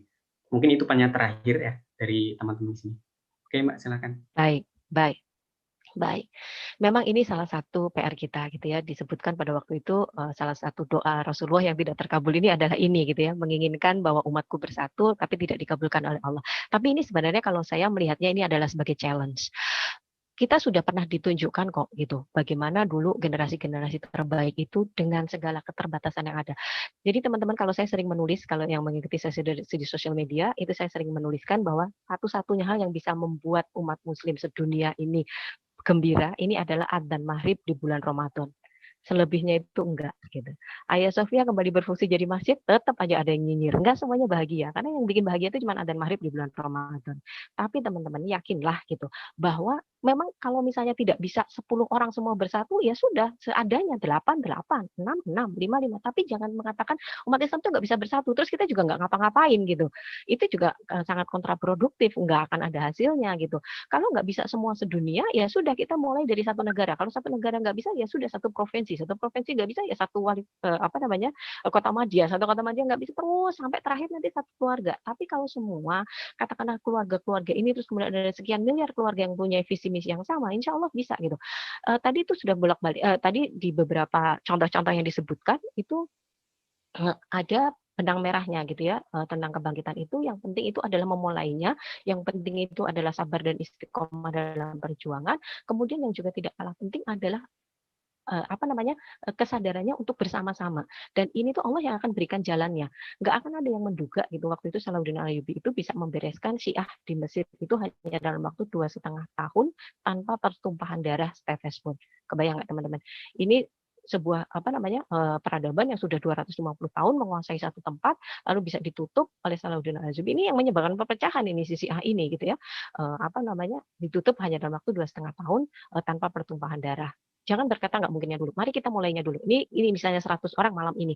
Misalnya kita bisa keluar dari chat room ini dengan pemikiran yang sama bahwa ini adalah tanggung jawab kita, ini adalah tugas besar menanti kita, bahwa ini adalah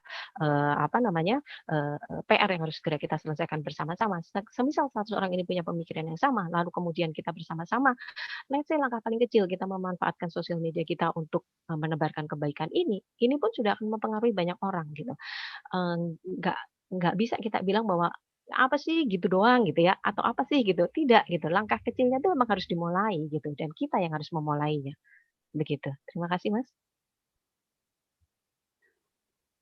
Oke, terima kasih Mbak Utik atas pemaparan semua pertanyaan-pertanyaan dari teman-teman ini. Luar biasa, alhamdulillah. Ini dari teman-teman kita yang di YouTube juga, yang di sini bisa dari kita panitia bisa mengakomodir pertanyaan-pertanyaan mereka, dan banyak nilai-nilai positif yang disampaikan gitu ya. Mungkin ini di penghujung waktu sesi webinar kali ini, sebenarnya kalau kita tanyakan cukup atau enggak, tidak cukup, karena yang namanya ilmu itu kan perlu banyak lagi gitu. Tapi berhubung karena terkait waktu dan tempat, mungkin di Indonesia juga Mbak Utik sudah menjelang malam gitu ya. Insya Allah nanti kita akan berjumpa lagi di pertemuan-pertemuan selanjutnya.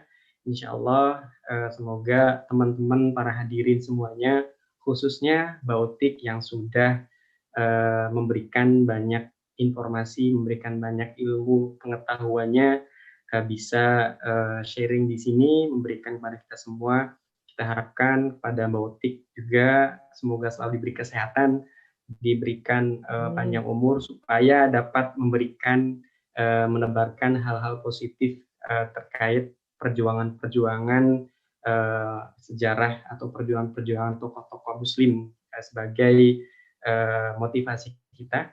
Dan tak lupa juga kami ucapkan pada para hadirin, ibu, bapak, kawan-kawan semuanya, tak lupa kami dari kepanitiaan ini